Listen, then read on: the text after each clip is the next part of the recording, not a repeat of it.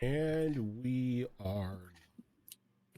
Oh, hello. Hello. Glorious. Hello. So, how are all of you? Oh, stressed and living Surviving. life. It's like being an adult in, the 2000s.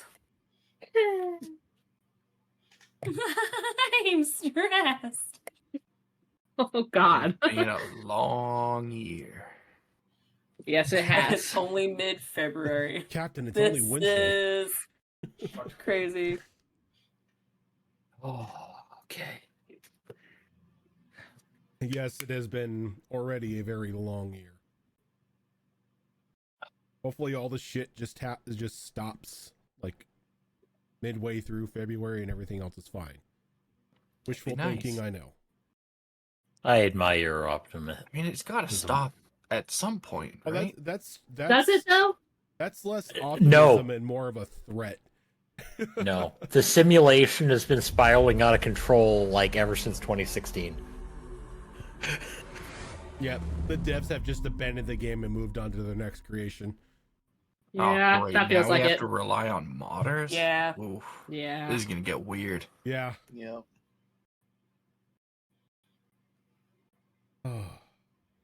Well, at least we have somewhat. What the fuck just happened?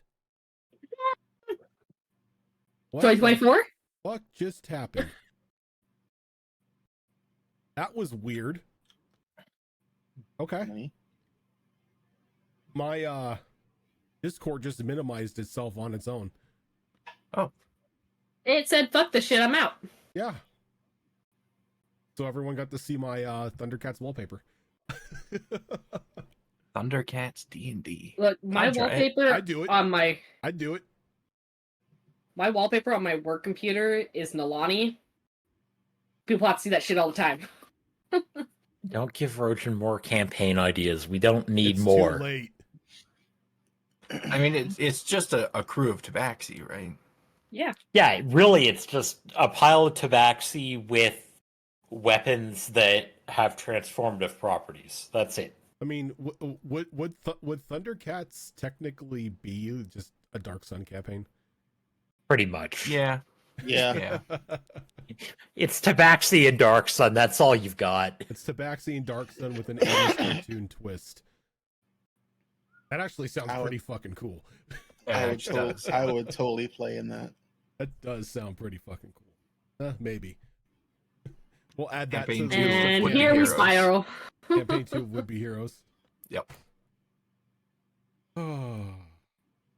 Well, the last time we were together here for this game, you made your way into the Black Tower.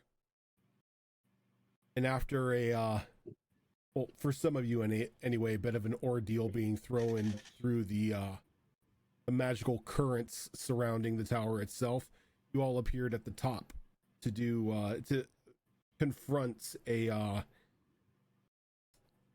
very familiar face of an individual that you had briefly met. The entity who had whose name escapes me right now because It don't matter, he's dead. but who previously had technically enslaved both Mia and Etrin under his will.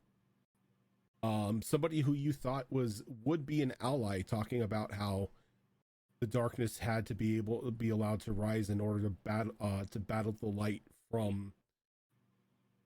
coming from Morning Glory. Though he soon explained that upon further investigation, the entity behind Morning Glory was not that of light, but a brethren in darkness. And so he changed sides and began to collect thousands of souls across Odag in a attempt to release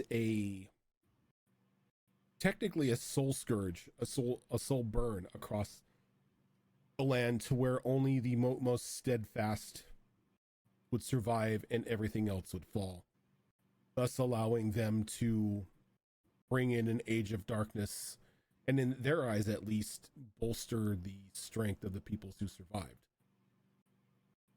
But that was not to happen, as you all put quick work to it, and after a very impressive, successful 3 nat 20s in a row, Mia was able to pretty much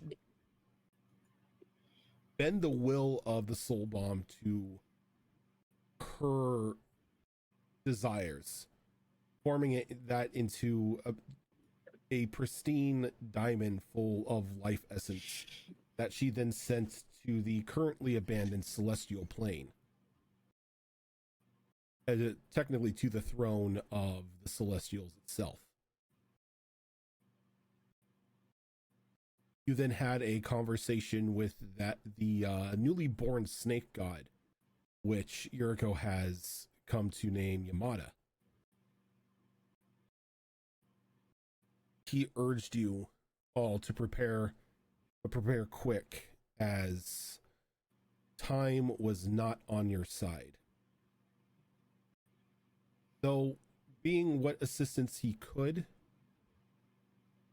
he moved the remnants of what was holding the souls, a orb of star metal, to your workshop in hopes that you could possibly put it to good use in your preparations before you were to march on morning.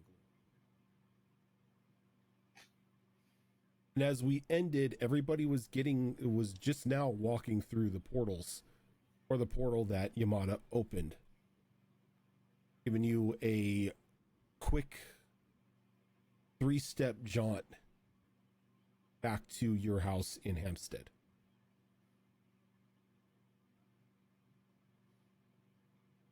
And as we open, the group begins to file on in once again, sort of catching Lisa and Den Mother off guard, as they didn't expect you to be back so soon. Though That's true. We were not gone long at all, actually, No. now that I think about it. no, you were gone for probably about 2 hours max. Like after everything that had happened, your preparations, everything, it was about 2 hours, to and from. What can I say? We're efficient. A quick journey in and out. 5 minutes. They probably thought we were like, fucking clowning them and shit.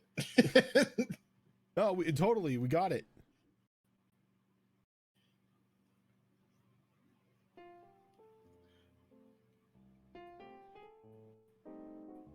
But as you enter into your home, the very familiar piano music coming from the your now ground floor tavern greets you, as Lisa and Mother sort of look you all over, kind of look at one another. We honestly thought you'd be longer.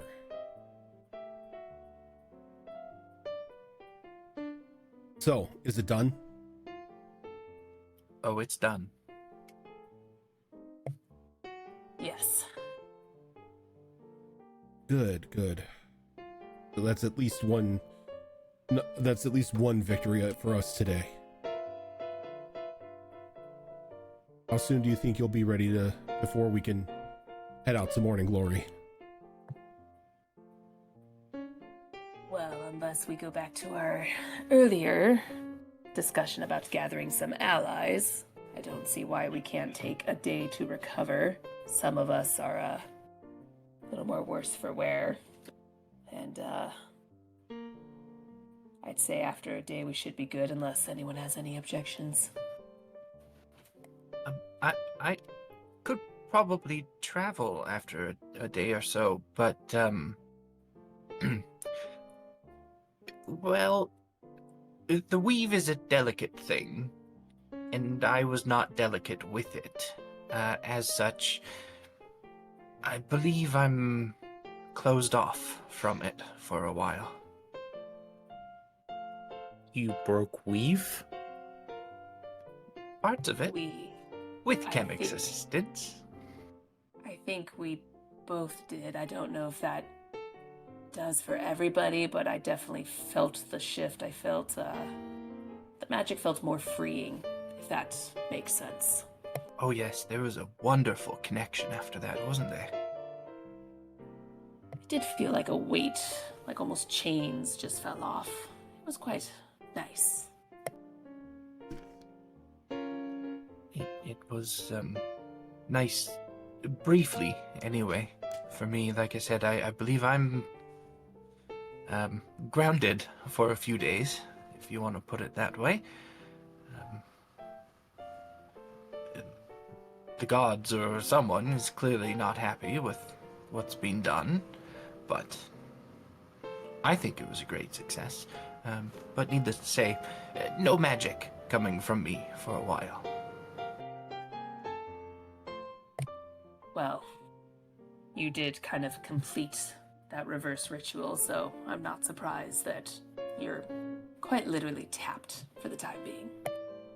It was wonderful, wasn't it? I mean, on my I do side, admit it was fun. it looked really cool. Yeah, I'll second that. That was pretty amazing. I need a Yes, drink. the difference between life-changing and cool. Yuriko's heading to the bar. Okay. And look at it this way, Chemic. You can now count yourself among the mages of legend. Mere mortals, even the most powerful of mages, have never touched magic that powerful. We'll see how the story ends once we finish. It's And then maybe most we'll have likely more of an recent. opinion.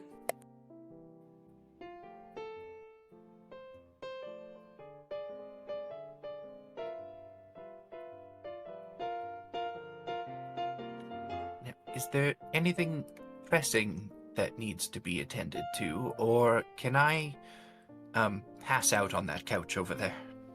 There was a bit of a commotion coming from the workshop. Apparently just a large metal ball just appeared out of nowhere. Gave your, artificer friend a fright. Ball. Yes, that Metal must be ball. the star metal. Ah. Yes, that's a thing.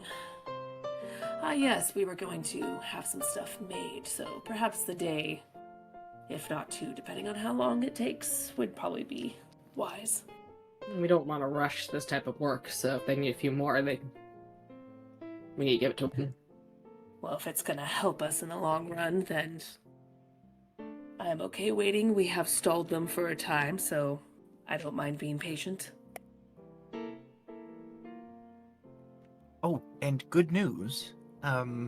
The underground tram system that was caved in, not caved in anymore. We can use it. Do we have a train? I'm sure we can find one somewhere. The two of them kind of look at each other and nod. The rest of you rest up. We will go to the underground entrance and scout out what we can.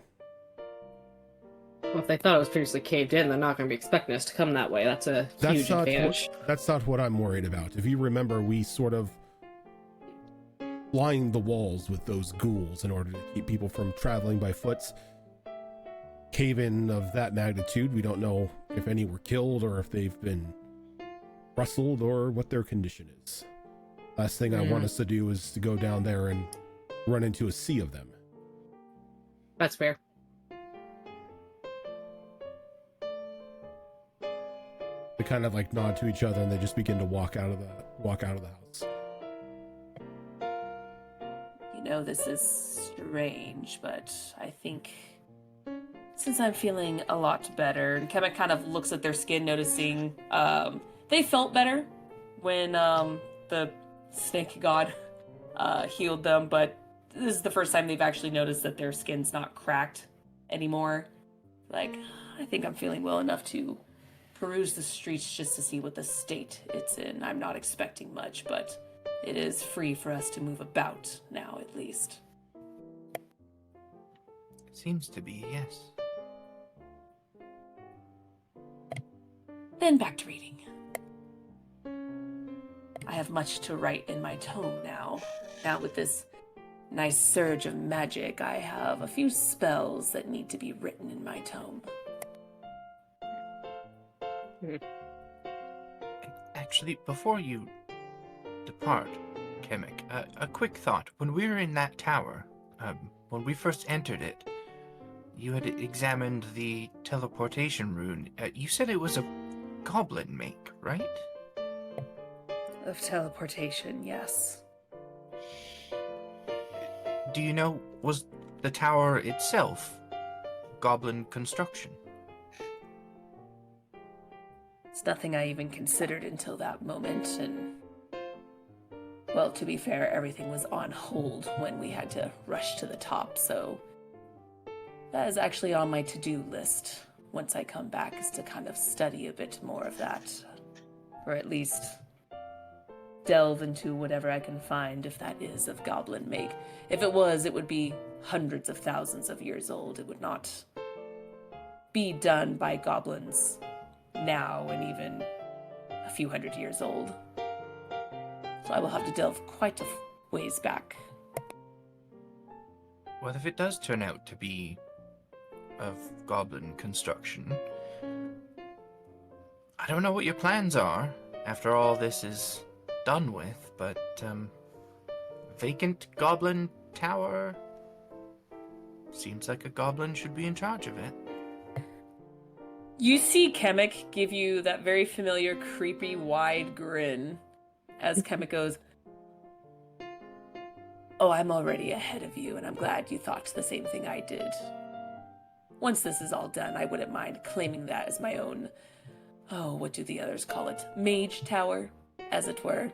Yes. Plus it's a nice, lovely color. I'll keep it." It would be in good hands. I already have lovely traps in mind on how to keep it fortified and safe. Just may need to visit the other floors, whatever was on them, before, laying full claim to it. But if anyone's going to claim it, I think you have more of a right than anyone else. Well, that is appreciated. It is something that I am very curious about. So, perhaps if Nilani is willing, and anyone else, we could clear it out if it does need to be cleared out, but in the meantime, it'll be fine. I do know that there is a mess on the top that needs to be cleaned, but I'll work my way up. So yeah, I was being sort of ping-ponged around in that elevator thing for a while, and I noticed that there are a lot of rooms that can be added or taken away. They sort of exist but don't exist, if that makes any sense. Who is saying this? Is this Kel saying this? Kel, yeah. Mm-hmm. Oh, wow. Kama kind of looks over at him and is like, "What do you know of these things? You listen to your brother." I listened to my brother and, a couple other mages we know, and I kind of zipped around and saw them. They were kind of there, but kind of not. It's kind of like you're looking at a ghost. Then, there, but kind of. Well, I do have the capabilities now to set up a portal there. Special circle, however, that will take time, and time we do not have at the moment unless I can find an instantaneous one. So that is also on my to-do list once it's cleared out. That way I could have passage there without using a wish. Yeah, no. When we're done with what we're doing, I don't mind helping you clear it out. I appreciate that, Nilani. And if anyone gives you a hard time about claiming it, just remind them that they wouldn't be here without the two of you. Most of us would be dead. Oh, I plan on using that card. I'm not above that. But I don't think anyone's going near You that owe for a me. while. This is my tower now, bitch! Without me, you'd be dead. Fine, I'll just put the orb back. Mia, where'd you put those souls? Let's put it back. No, we're sorry. Well, not about what you guys are planning on doing, but I feel like the celebration's in order. Oh yeah, we said we were gonna party. Yeah, Tavern? So, tavern. I'm Seems gonna much more go appropriate. pass out. But Kel, Yeah. if you're not too drunk later, come see me. You know, I don't think I've ever been drunk. my boy.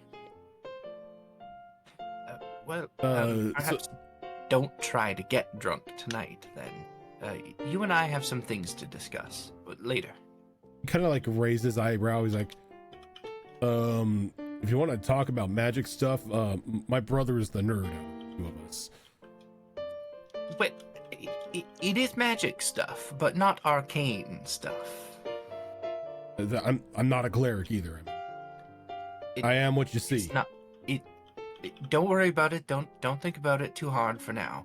We're gonna need some of that brain power later. Okay, sure. Don't think if you're gonna talk magic about my brother. Maybe she wants a test subject. No. It's a different type of magic, a very natural magic. You could see the cogwheels turning in his head. Yeah, oh, okay. I'll make sure that I don't drink too much. Good boy.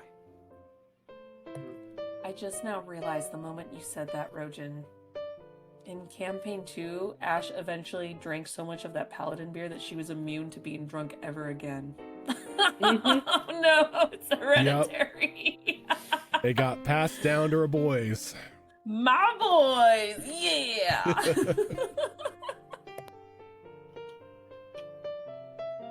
Worth it.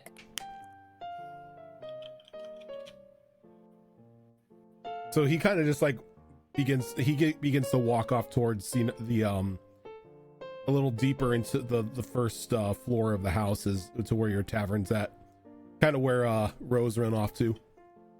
Yuriko. Yuriko. Yeah. Womp womp. Womp womp.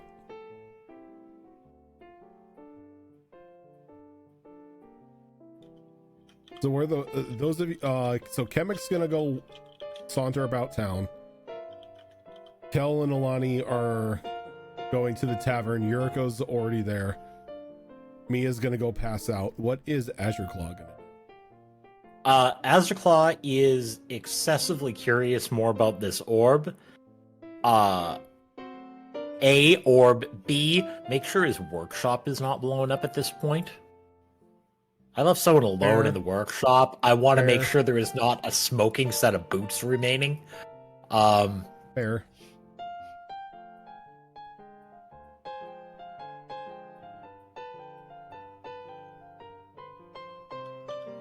Okay. And after that, go back to work. So you I'll go ahead and start off with you. So you get into the workshop, and you see there's like a little bit of black smoke in the air. As you walk in, it definitely smells like something had caught fire recently.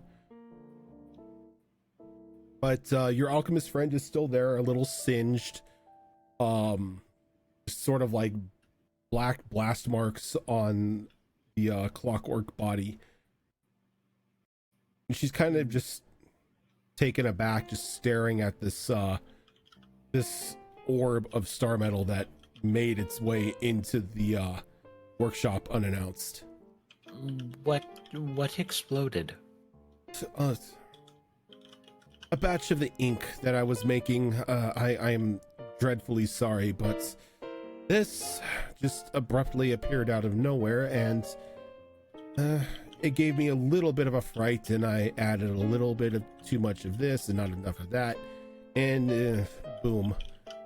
Nothing too important was damaged. Just You are some of the okay. materials. Physically, yes. Mentally, I'm still a little bit jumpy, but I wouldn't suggest staying in here for too long. I don't have to worry about it. I don't have lungs, but anything that breathes is going to find this smoke incredibly poisonous. Did not install vent. You know, a vent would be a good thing. Though I think when the designer of the place thought this up, I don't think they really thought anything explosive was going to be made in here. They should be talked to. I agree. Explosions do happen. But orb will be used for things for us. Workshop was most likely the safest spot. Well, then I will keep an eye on it while I Will work not on explode. a way to vent this smoke outside the workshop. That Is way, there a window? there is no window. I'm gonna yell at the designer.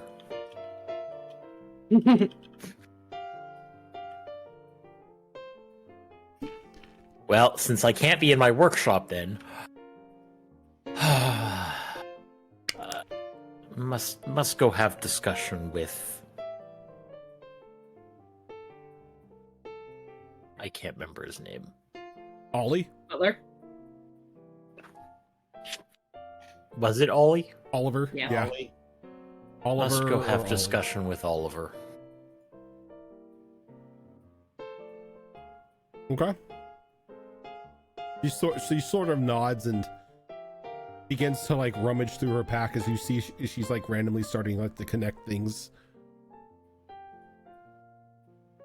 And I need to go find Oliver. Okay. And Oliver's just walking about making sure the rest of the house is in order. He kind of sees you walking towards him. He just gives you a friendly smile. Must talk to you for a moment. And of course. What can I do to help? Workshop was built with oversight. Oversight? What sort of oversight? No vent. No vents. No. That is alarming. Come to think of it, I don't think I've ever seen a window in there either. No. Thing exploded. No way to move air. Huh. That is concerning. And make window. Can make a window, yes. Though we would have to first wait for the smoke to clear, and then yes, I will get to work right away on getting somebody to install at least a couple windows in there. If possible, vent to pull air out. Might need to find. No, artificer already in lab. Don't need to Ask find the artificer how to make. Ask artificer to make vent to move air. Yes, I will add that to the list. As soon as I get the all clear that the smoke is cleared, I will go ahead and get right on that. Good. Do not want to kill house. No, that's the least that I want to do.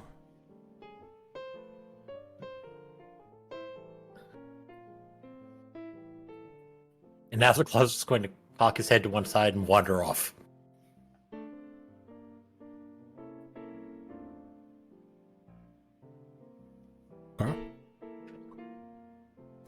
Kemek, you are wandering. You're going to go out and about town.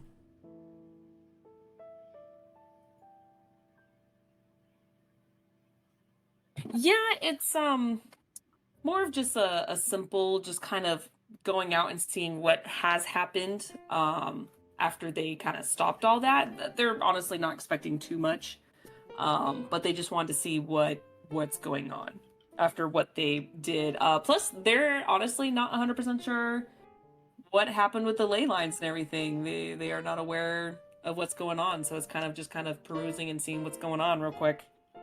It hasn't been too long since you've taken care of the whole eye situation, so there aren't many people out and about just yet. But do I hear people? You do hear people. You see people every now and then sort of poking their head out and getting a little brave as they're like looking up at the sky, but they're like jumping at shadows at the moment. Of course.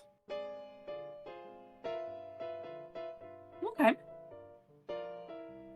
After probably, I don't know, I'd say they probably do this for maybe half hour, maybe an hour tops, before going back and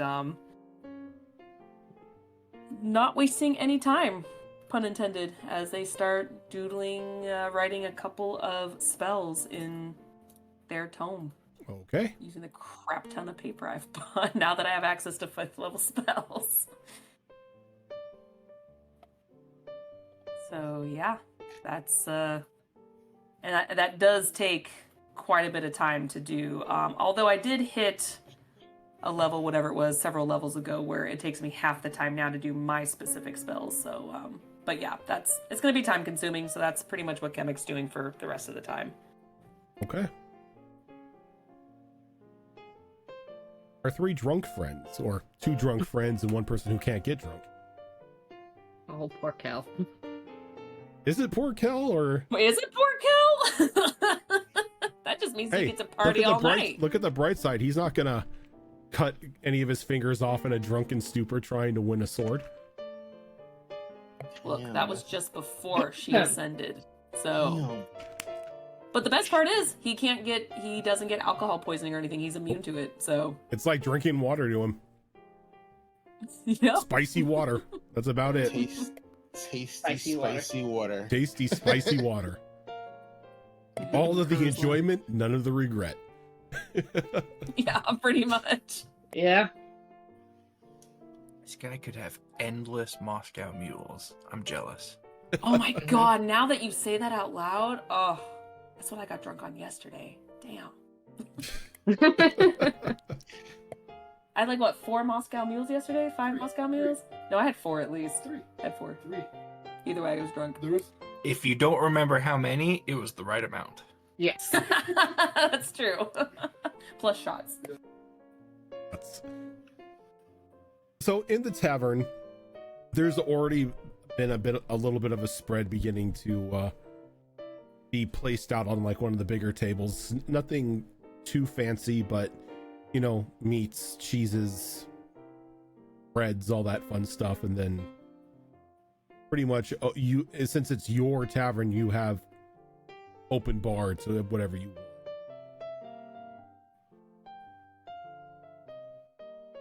Wait, we own the tavern in the town? No, you own the No. tavern in the house. We built one in our house. You have a tavern in your house. Okay. I was like, Presuming it's fed by the same thing that feeds the kitchen. okay. Things just I'm not gonna appear. lie, I thought you guys were going to a bar outside because there's so little people left. I'm like, yeah, sure, raid the top shelf. No one's gonna see ya. Why do that? We have alcohol right here. Yeah. Have alcohol at home. On demand. Pretty much. By some bean that cooks all our food. Yariko just grabs like a plate of meat, a plate of cheese, and like some bread, and just goes to a corner. And she just grabs like, you know, a jug of sake. And then she just like basically just sits in like, you know, in the corner, and she cracks open her locket and looks at it and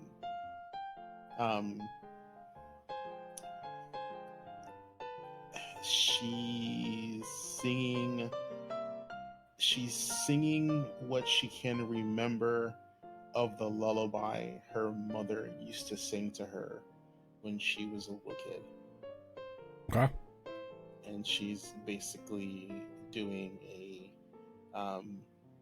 remembrance toasting to her parents now that the demon that took their souls has been vanquished.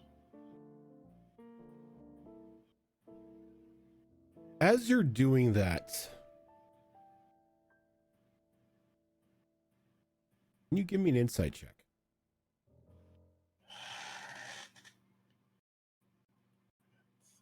What's my insight? It's okay. It's not great.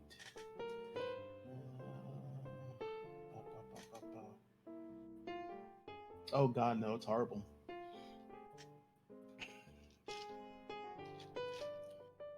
Let's see.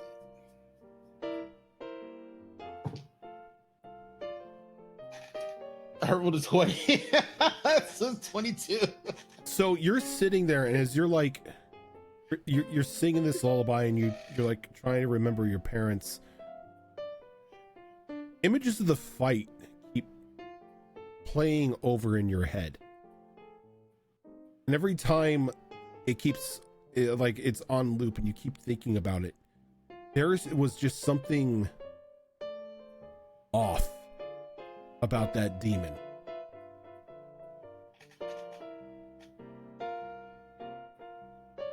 Almost to the point that it didn't feel necessarily real.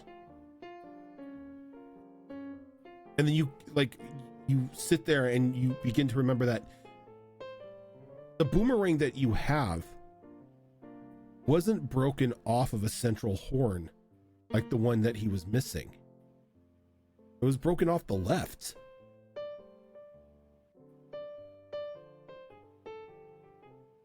And the way that he fought was incredibly passive.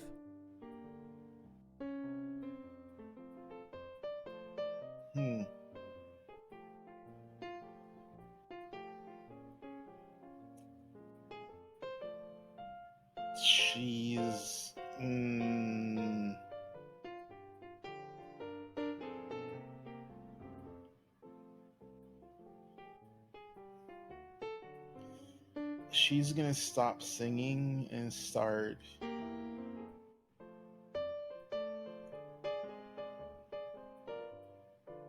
she's going to take out a scroll and she's gonna start sketching the demon as much as she can remember to see if she can, like, you know, make sense of the images that she has bouncing in her head. And you sit there and you make like almost an exact sketch of the demon that you had fought in the tower. And then you make another sketch of the demon of what you could remember of the demon that had fought and killed your parents. And they are nothing alike.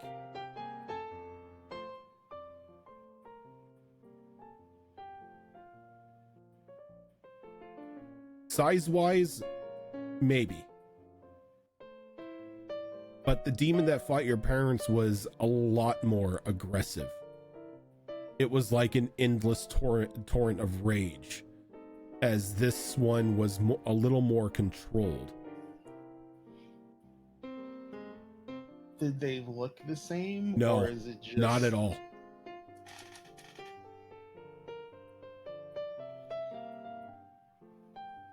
You look at it, you look at the demon that, like the drawing of the demon that you fought in the tower, and it's almost as if somebody was going off secondhand information when creating it, when trying to create this guise.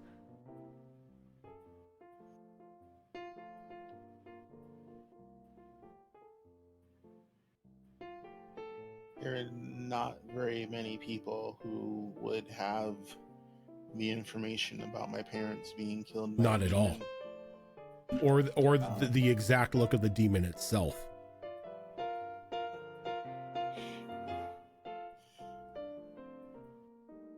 She closes the locket and clenches it in her fist, and then she just like when she gets angry and like instinctually she switches to infernal, and she's just like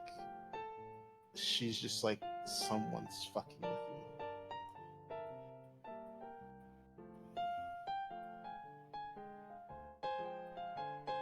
And in her mind, immediately, she, just because it's her own prejudice and bias, she thinks it's someone in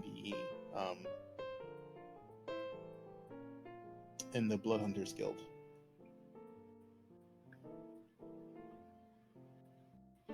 Because I don't remember, I don't think I've told anybody in the party. You haven't gone into exact detail about what happened to your parents, no. Yeah. And she wonders, oh,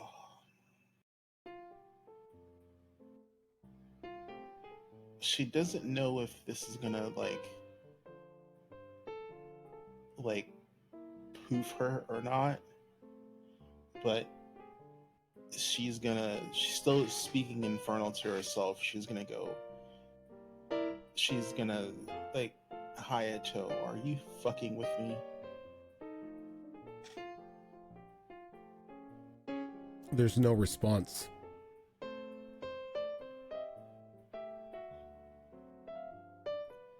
And she's like, in her mind, she's like typical.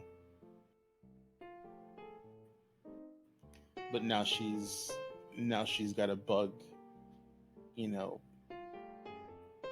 her ear about someone who's basically messing with her. So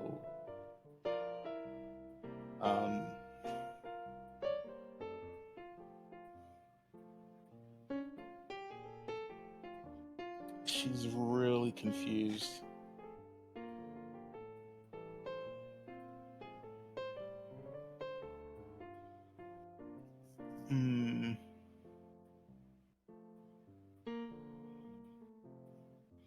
Yeah, she's gonna be in a very just broody mood now.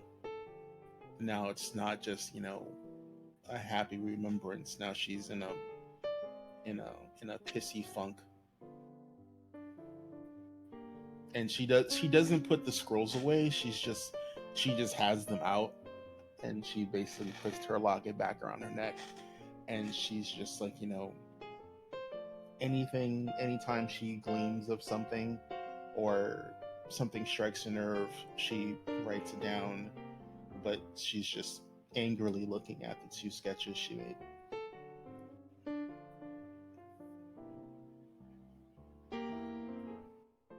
Okay. I was checking D&D messages to see if anything was said to me. Bright side of having a smartphone with Discord on it. Yeah. So Nalani, Yes. what are you doing? Celebrating our victory. So yeah, she probably not too picky on what she's drinking, so she's probably just drinking some mead and plate full of food. And just trying to celebrate. They won, they survived. Kel kind of like, again, just gets a large plate of food as well, but he like sits down near you and he's got like a pint of whiskey. As he just like starts drinking it like it's water.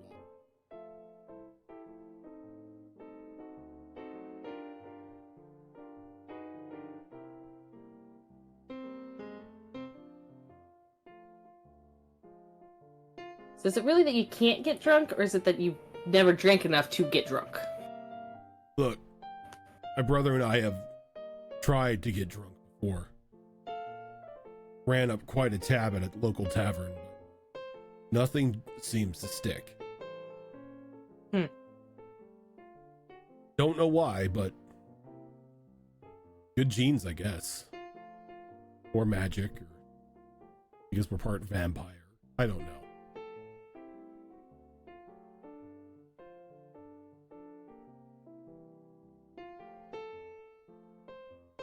Well, I mean, don't know if that's a good thing or a bad thing. I mean, you can't get drunk. It also means you don't have any negative effects. I have to worry about getting too drunk and doing something stupid. Yeah, I guess. You know, just once I like to be drunk and do stupid stuff. Everybody I see who gets drunk seems to be having a blast. Oh yeah, it's fun while it lasts until you wake up the next day. Then you pay for it. Oh yeah, the hangovers. Yeah. Man. Sometimes they're bad enough they swear you make yourself swear you never do it again, and then you forget about it. And then you do it again. Yep. Injuries pass. Just like injuries, they heal and then you go back to doing it.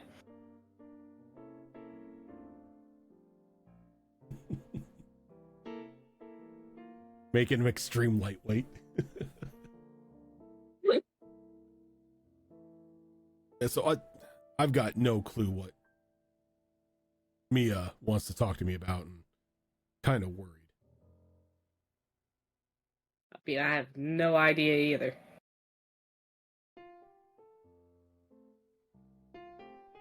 I mean, from what I gather, and from what I've seen from reactions from all of you, he plays a bit loose with the rules of magic.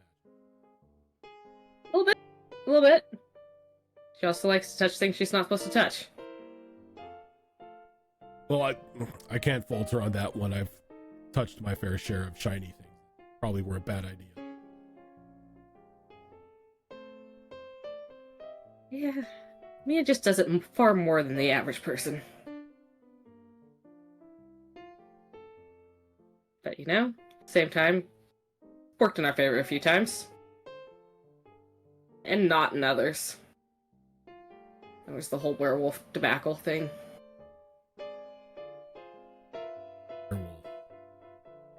Yeah. She managed to get herself cursed for a little bit. Oh, that sounds like fun. Never been a werewolf. Less werewolf and know what you're doing, and more of I've lost control and blacked out. Oh, so she was a drunk werewolf. Yes. Less fun, though. A lot less fun. Ideas for later.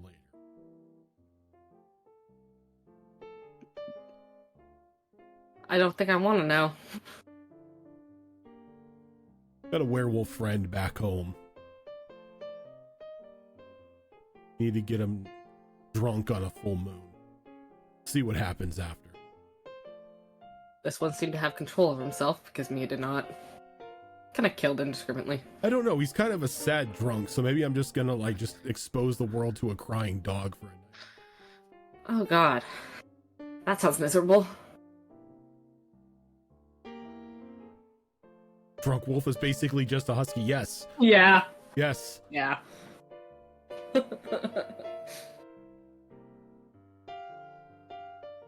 Get the extra derpy husky.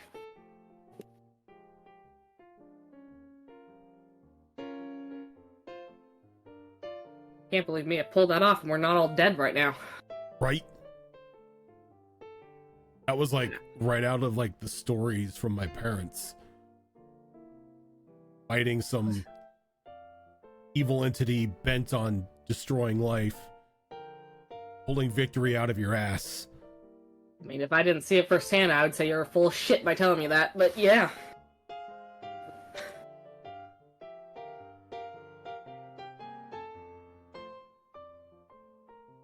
And she's gonna take like a big drink of her drink after that because, we survived.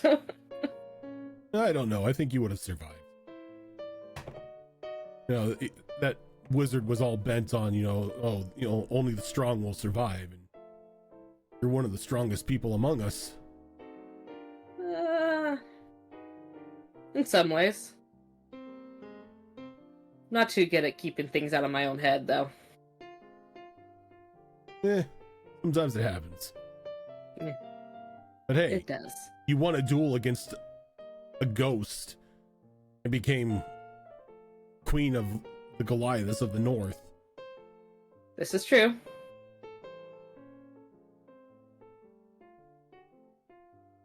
Yes, he was a ghost, wasn't he? I mean, that's what it sounded like when I was told about it.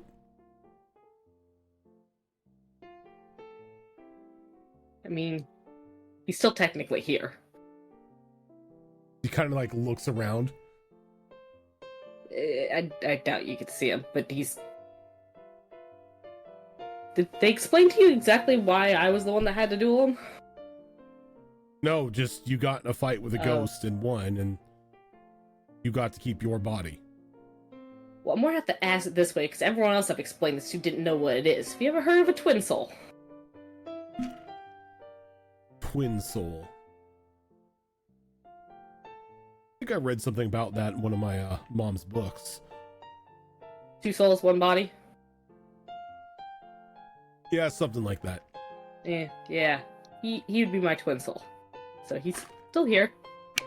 We made an agreement to live together.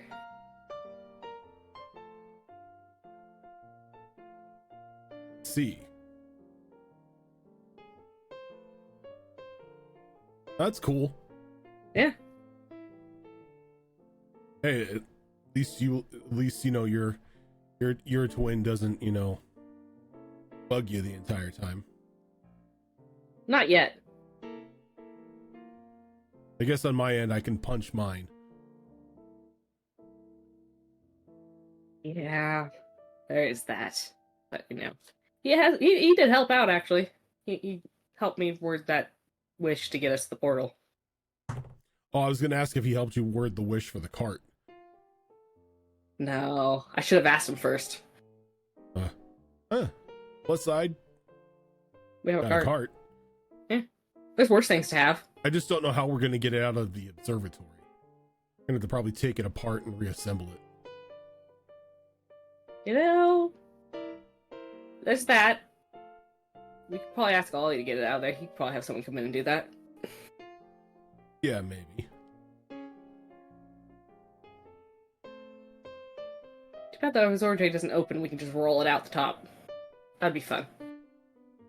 Well, I mean, if we got a couple ropes, we'll probably pull it out of the hole in the glass where the telescope's at and just slide it down the house. Be fun to ride it down the side of the house. Until the stop. Survive. Gotta put a couple pillows down there just in case.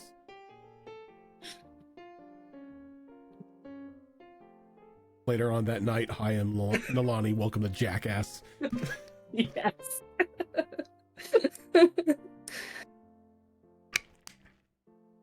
She's just gonna continue with conversation and drinking. Nothing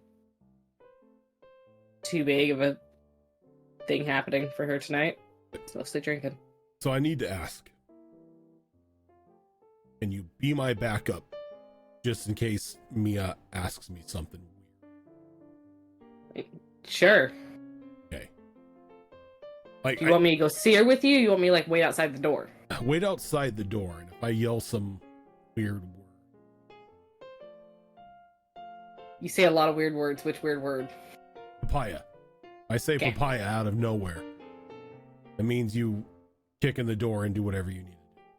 Why are safe words always fruit? Got it. I can do that. I And probably shouldn't have had too many of these then. Takes like a deep breath and he just downs the rest of his drink and it just kind of slams the cup down. Let's go see what she wants. Alright. I'm gonna follow Kel. Okay. This is going to be awkward. Mia, when you go into your room to rest, do you just plop down to rest or doing anything? And Yeah, I just open the door and faceplant on the bed. okay. And you get maybe about 1 or 2 hours of sleep, and then there's just a loud, like machine gun like knock on your door.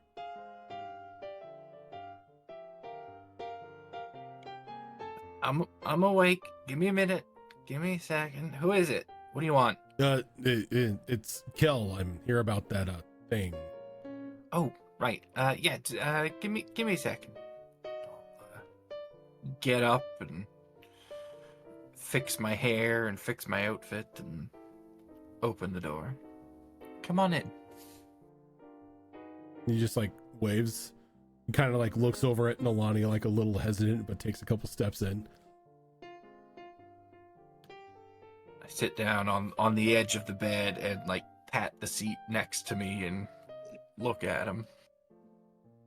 I think I'll stand for right now. Sure. I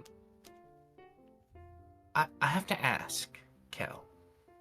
I've been watching you for a while now, and watching, you know, what you're up to. What I'm up to? Well, see, that's the thing. I clearly see it, but I don't know if you do, which is curious.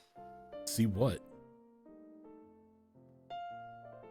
Well, I mean, you're trying to court Nalani, aren't you? He kind of like stands there for a moment. He's like silent.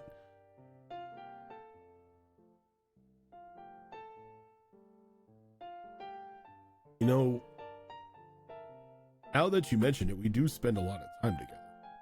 You sure do. I mean, the whole thing with the hot spring and spending that time together. I mean, it works. It works. She's clearly into you, but there's some sort of miscommunication going on. Wait, you think she likes me? Oh, I think she adores you. This isn't just like two friends who just like to beat the crap out of each other and just relax and drink and have fun. Well, I think that's certainly part of it. I think that's maybe how it started.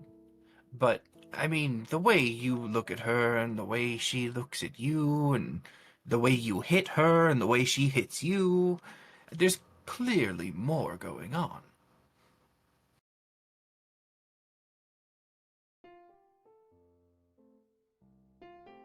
Again, the wheels are turning in his head.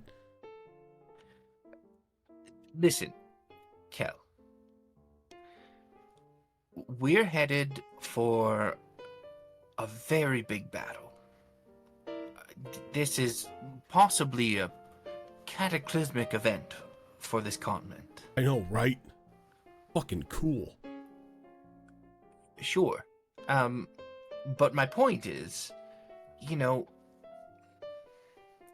as much as, you know, you should never say this sort of thing when heading into a battle, there is the possibility that we don't all make it out of this.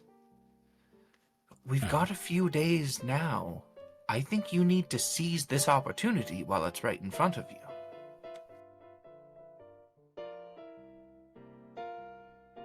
The opportunity being Nalani.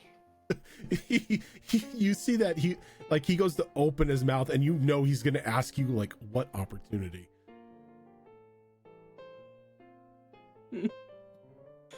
So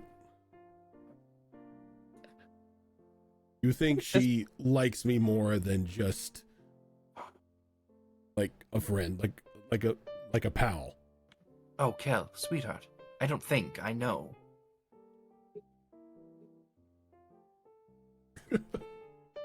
It's awkward to listen to because Yeah. she's right on the other side of the door. I feel like partially through this conversation, she tried to sneak away from the door. Well, I mean, you're right. I do like her, but you know, I just didn't know if, she felt the same or what it was. But I assure you, she does. You gotta make your move while you can. Oh.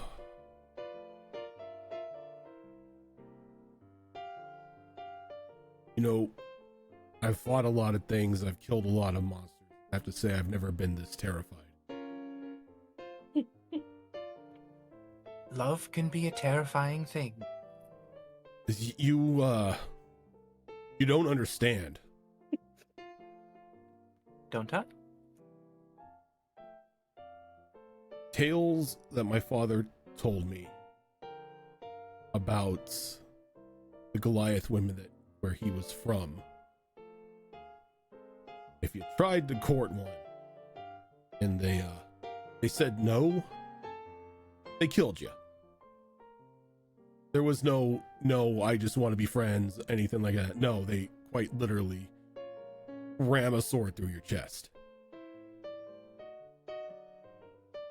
Well, I don't know what the customs are of Nalani's people.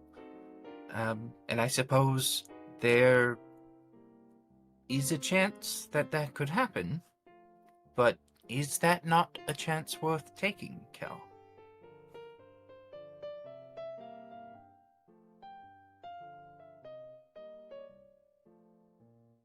It is.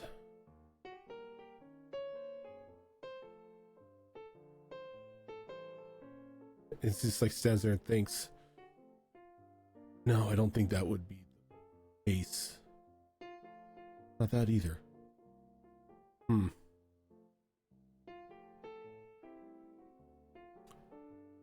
Throw it at the wall, see what sticks. I think you just need to go find her and tell her how you feel. Do the most romantic gesture you can think of. Now that you say that, it's a little awkward. She's sort of outside. What, like outside the house? No, like outside your room. I didn't know what you were planning, and you mentioned magic, and it was like I was kind of worried with, how fast and loose you play with magic at times. I didn't know if I was going to get polymorphed or what was going to happen. Well, admittedly, the thought did cross my mind. But, no magic for me right now. Nalani, could you come in here, please?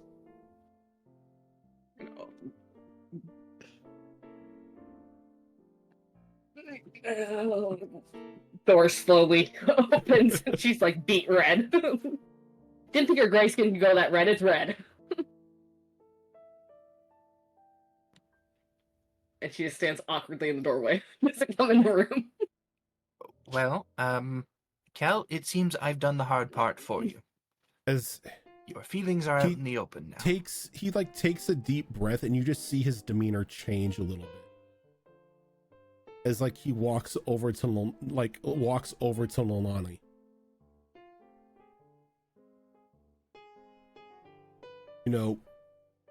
I didn't know what it was at first. I thought it was just a admiration for a fellow warrior. Somebody who just breaking skulls like me. But now that I have had a bit more light shined on the subject, I have to admit I'm very taken.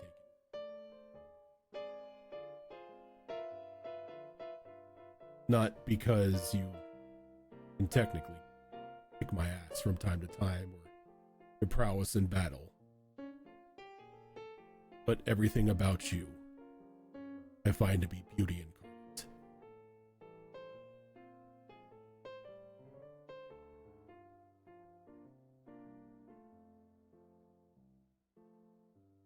Why if I said I figured it out right away myself, but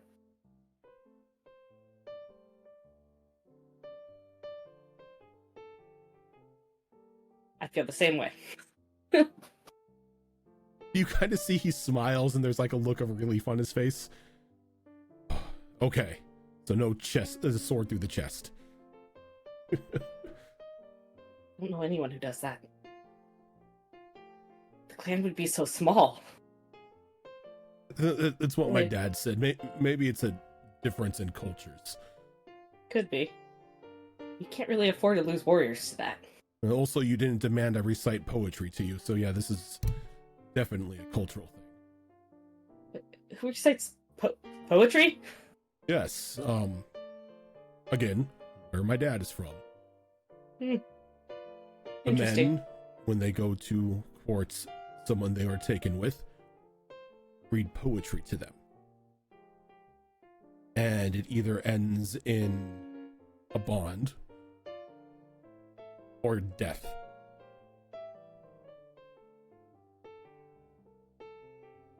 That's terrifying. Right? And a little bit romantic. Mostly terrifying.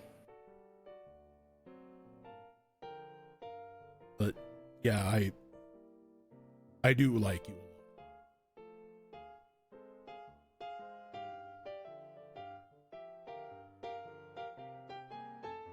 I guess we owe some thanks to Mia. Who knows how long we would have taken to figure this out on my own. On our own. It's been grueling watching it, believe me. If you don't mind, I'm gonna go. She's Yeah. gonna pull Thanks, it out of the Mia. room. You're welcome. They are, she's gonna go find somewhere in the house where they can enjoy their time together. Just go back to her and Kemic's room and just throw Kemic out. Yeah, they like put the sock on the door. So Kemic is Timey very wimey confused. bullshit says no, you get out. What does Kemic on the door mean? It's usually a tie. What does the sock mean again? Why is there a goblin on the door? Hanging with just a book in their hand. It's like, this is fine, I can still do my stuff.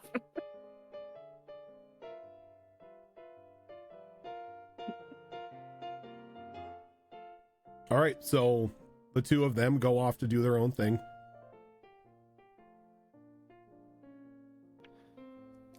I think. And it's at that point that a chill sort of creeps into the room.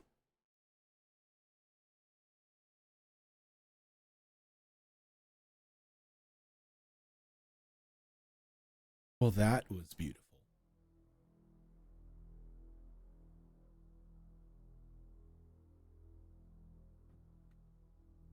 One last push towards normalcy before you come and wreak havoc upon the world.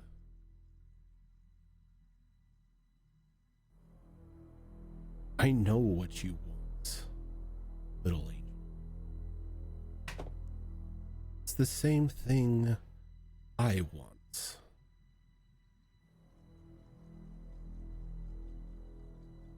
We don't need be enemies. We don't need to fight.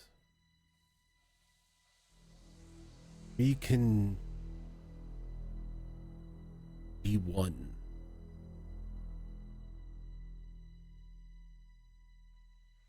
You want that celestial power taken.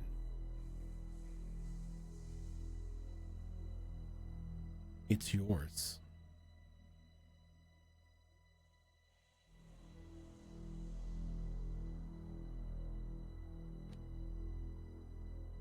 And you expect me to just take you at your word? I would hope you would, but that would make you more of a fool than you are. Something like this would most definitely need a binding to ensure both parties get exactly what they want. I'm no fool. I see this glamour of light I've put on myself start to slip. Every day that passes, this light loses its glimmer. More and more followers turning away.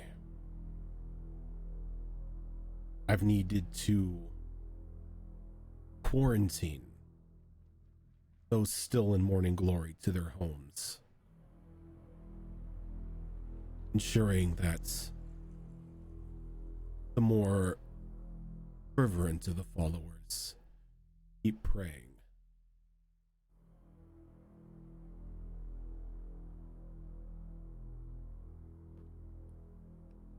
You seem to know what it is that I'm after.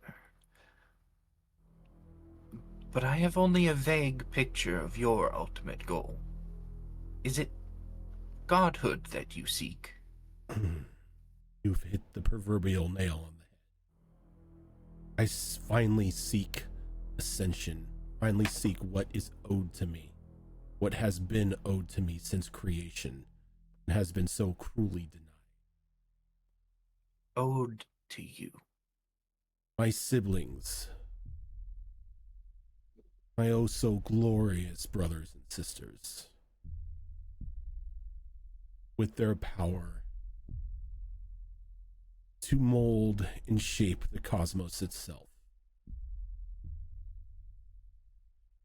did battle with the world dragons in an oh so wonderfully cataclysmic war. But I was left out. And when they were put away, left alone, not even deemed worthy enough to be imprisoned, something just to wander and fester, or having scraps of power where I could. Wasn't until the Kami Roskins found that crown that I started to gain power, influence. I began to see my true calling. It can feed off their desires, their wants, their needs, their wishes. Every one of them sees me differently, sees me how they wish to see me.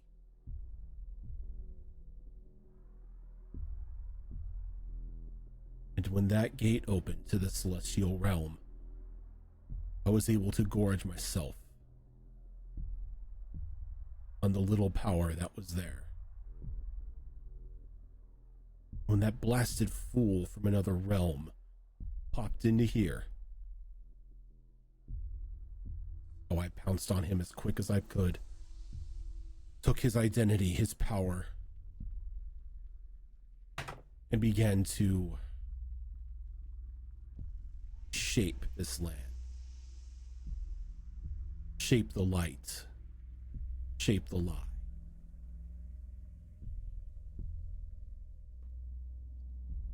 And in doing so, you have killed countless.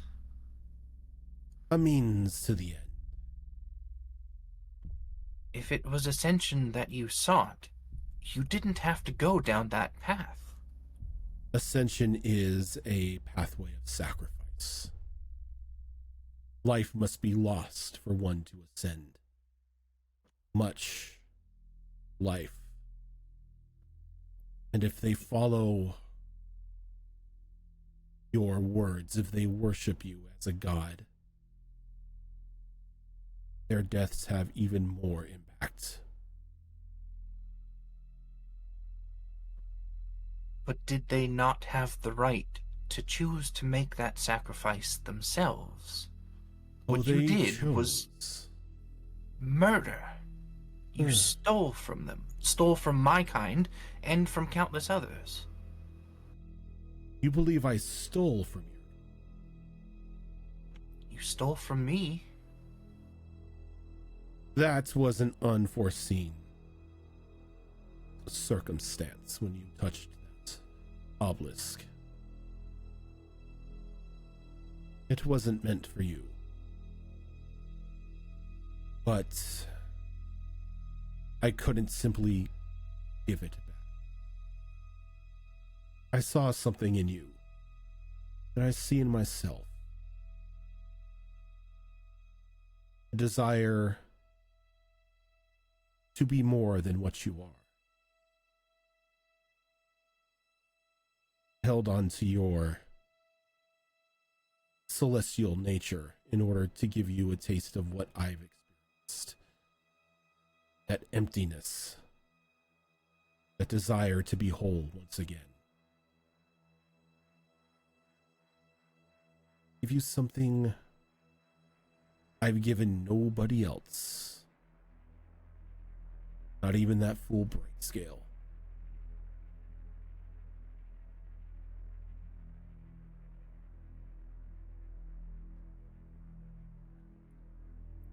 You make very tempting promises. These aren't simply truths.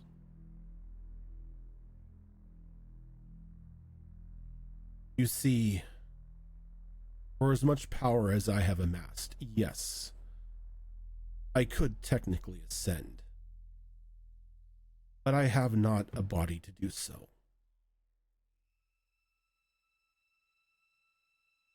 The Child Queen is a prime choice, but she is not of age yet to attempt to assume godhood in the form of a child would only be drastically, cataclysmically.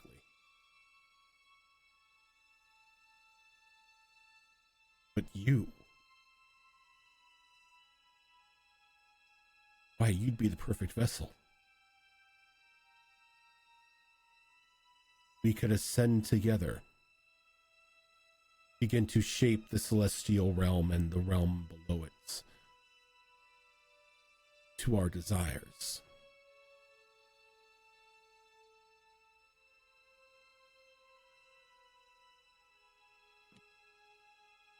I'm afraid you're too late with your offer.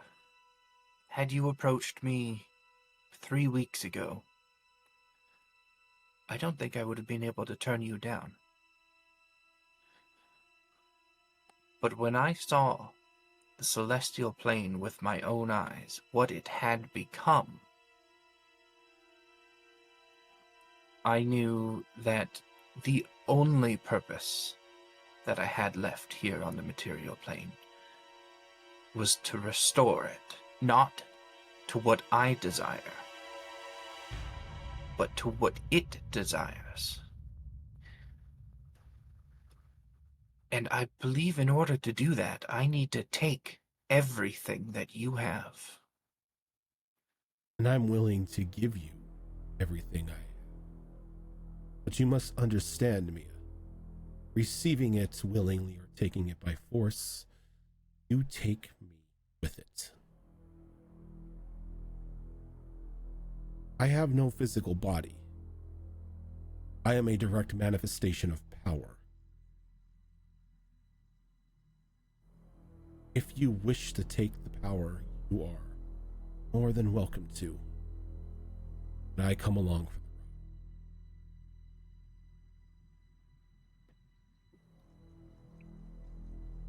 If I do take your power, and bring it to the celestial plane,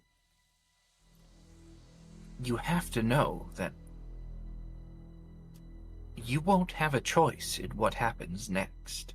I will give it all up. I will give up my physical form, my spiritual form, my very soul. To give that power over to the plane itself, there will not be a Mia left to inhabit. All of it. You don't know how the plane Gone. works, do you? The plane itself is not a living entity. No, of course not. But You need gods. You need something at the throne. that is not a decision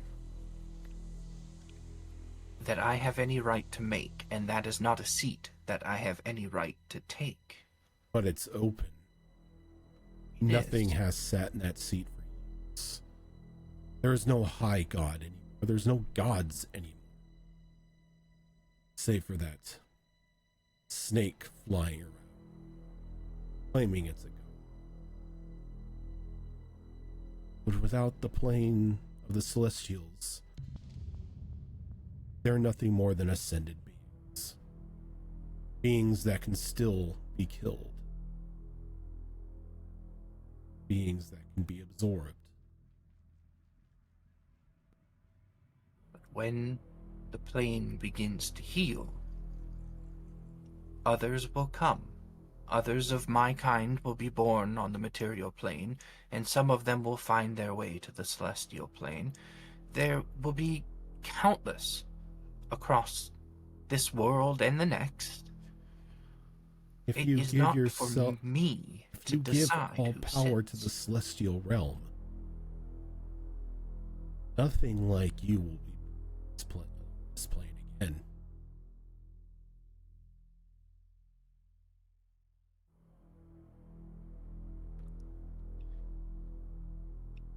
You are tempting me with a power that I don't believe I can control.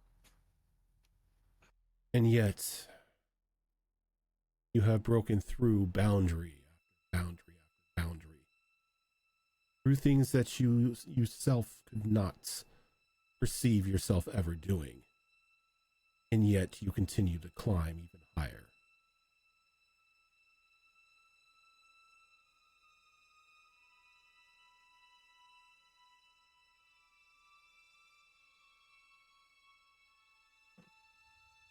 If you and I were to join, then what? We take the seat in the celestial plane, we dictate what happens, we wield unheard of power. What is your end goal here? We reshape order to this realm. We give it the gods it so sorely needs. You've seen the chaos that happens on a day-to-day basis here. People cry out for aid and very little happens. We give these ascended beings a place to call home, to take their rightful seats again. Yes, we may sit at the head of this table, but we build the table for our brethren to join us.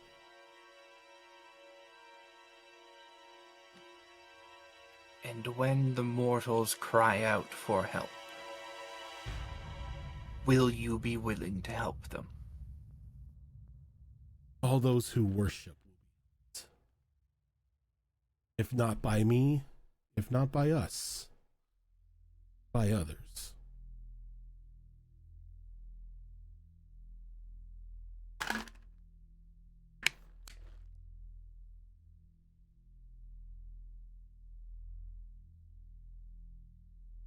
You do not need to make a decision now. But just know, all you need to do is ask. All you need to do is say yes. We could put this all on us. Or you and your friends can attempt your assault. And who knows, maybe you will be victorious.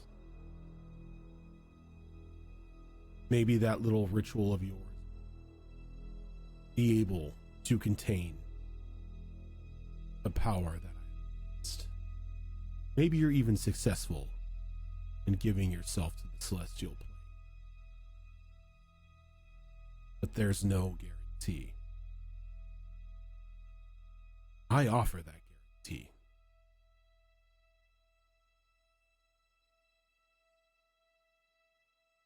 Think on it.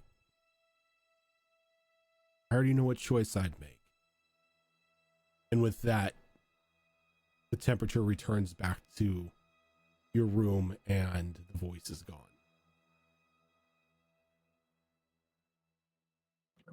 And the whole house probably just hears a scream of frustration come from Mia's room.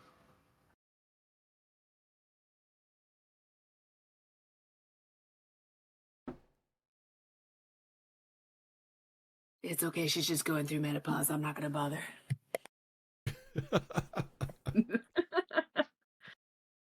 You know, meta magic, menopause. It's fine. I would like to go over to Chemic's room and lock the door from the outside. You would be doing Chemic a favor. Just jam, That's just true. like put a door jam into like the front of the door. Locking it would be doing Chemic a favor. I would like to go to Chemic's room and remove the lock on her door. I'd like to remove the door. Remove the door. You're adorable. Adorable? Ha! The puns. All of you have 42. Now both of you have 42 levels of exhaustion. I speed up time by a year on myself. We're good. Okay. Not Mia. I'll just add the exhaustion to the pile. It's fine. Yeah, right. I'll just put it over here with the rest of the exhaustion. Yep. Aww. So with the scream of frustration and pretty much the day passing, all of you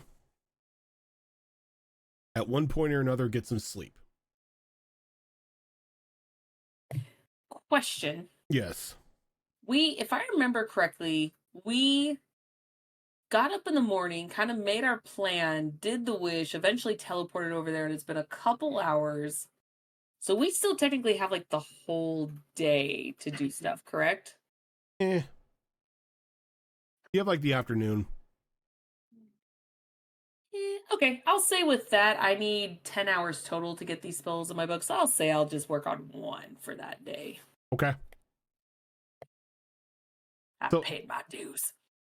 As you are all sleeping,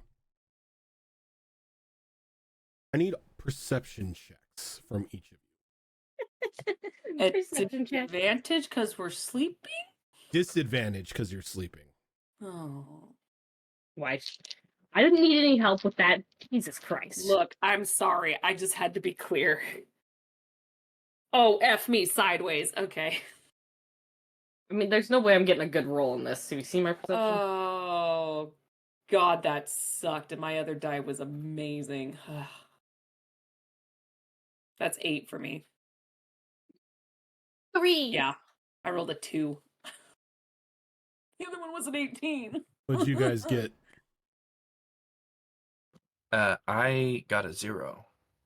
You have negative? I have a -1 to my perception. Both of us have Oh. negatives. How do you not remember this? Azure Claw, I'm Jericho, sorry. what'd you guys get? I got a 7. I rolled a 1. An Azure Claw? Sorry, which save do you want? It's not a save. I need a perception roll with a disadvantage. Oh, disadvantage. Yep, Okay. disadvantage. Flat out, no, shit. That's still 17. Okay. So all of you completely oblivious except for Azure Claw. Azure Claw, as you are sleeping in your room, there's a loud like clang of like your armor hitting the door and then like very quickly being dragged down the hallway by something. My armor hitting the door? Yeah.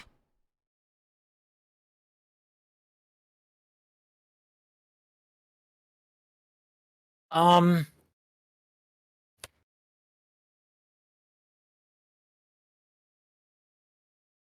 Oh god, is Azurclaw gonna be a dumb bird today?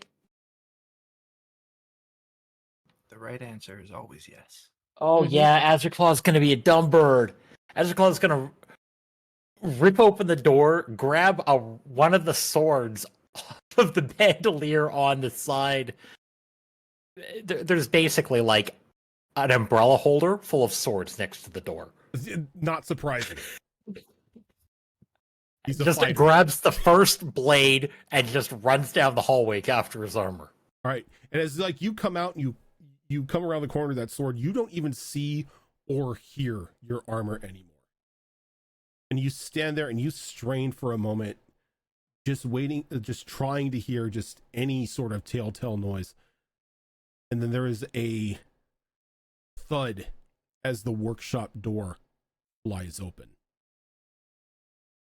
And we are going to take a quick break here because I am going to need something to drink for what is coming up. So let's go ahead and take that quick 5 minutes, stretch our legs, get something to drink, and we will be right back.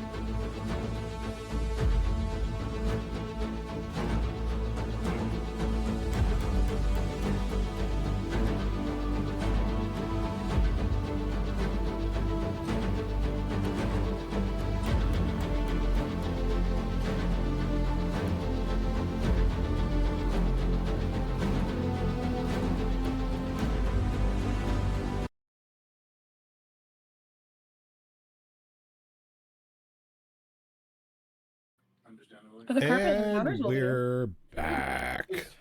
Hello. Mhm.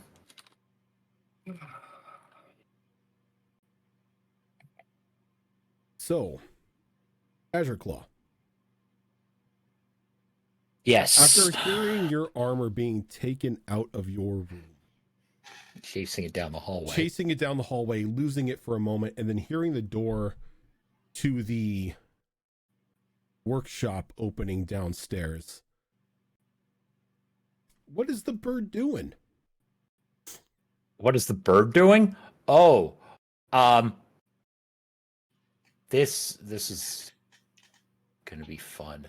It's rare I get to do this kind of obnoxious thing. I am going to run as fast as I can to Mia's room, and I am going to pound on the door until Mia answers. I don't know. Do I even hear that with my 0 perception? Yes. That is a loud noise within your general proximity. Like, 20 strength pounding on your door. Yeah. You're going to hear eventually. you're probably going to hear and feel it. I don't know, man. I've slept through an earthquake before. True. California. Is it above 5? No? Okay, I'm going back to bed. Exactly. Yeah, I think Mia will eventually just... She's not getting up out of bed. She's just going to call out, "What do you want?" Armor ran off to workshop. What? Wait, what?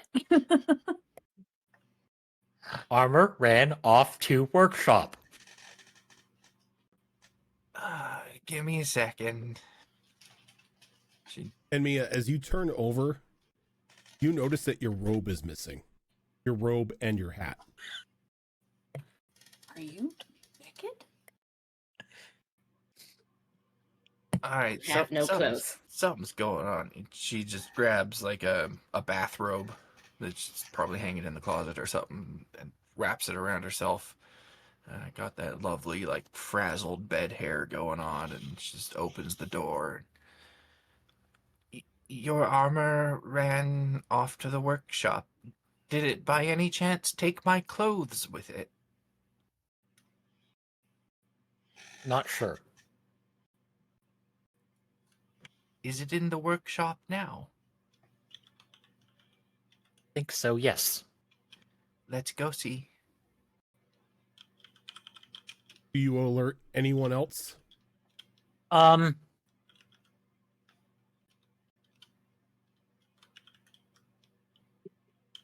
Is there a chemic hanging on a doorknob somewhere? Chemic is not hanging on a doorknob. Chemic is in their room. Okay. Emmett would light Kel on fire if that was the case. Doesn't matter if Yeah. Milani did it. Would light Kel on fire. Chemic might be the other person to wake about about armor walking off. Well, perhaps we should wake up everybody, just in case the armor is alive and angry. It Would not be most unusual thing.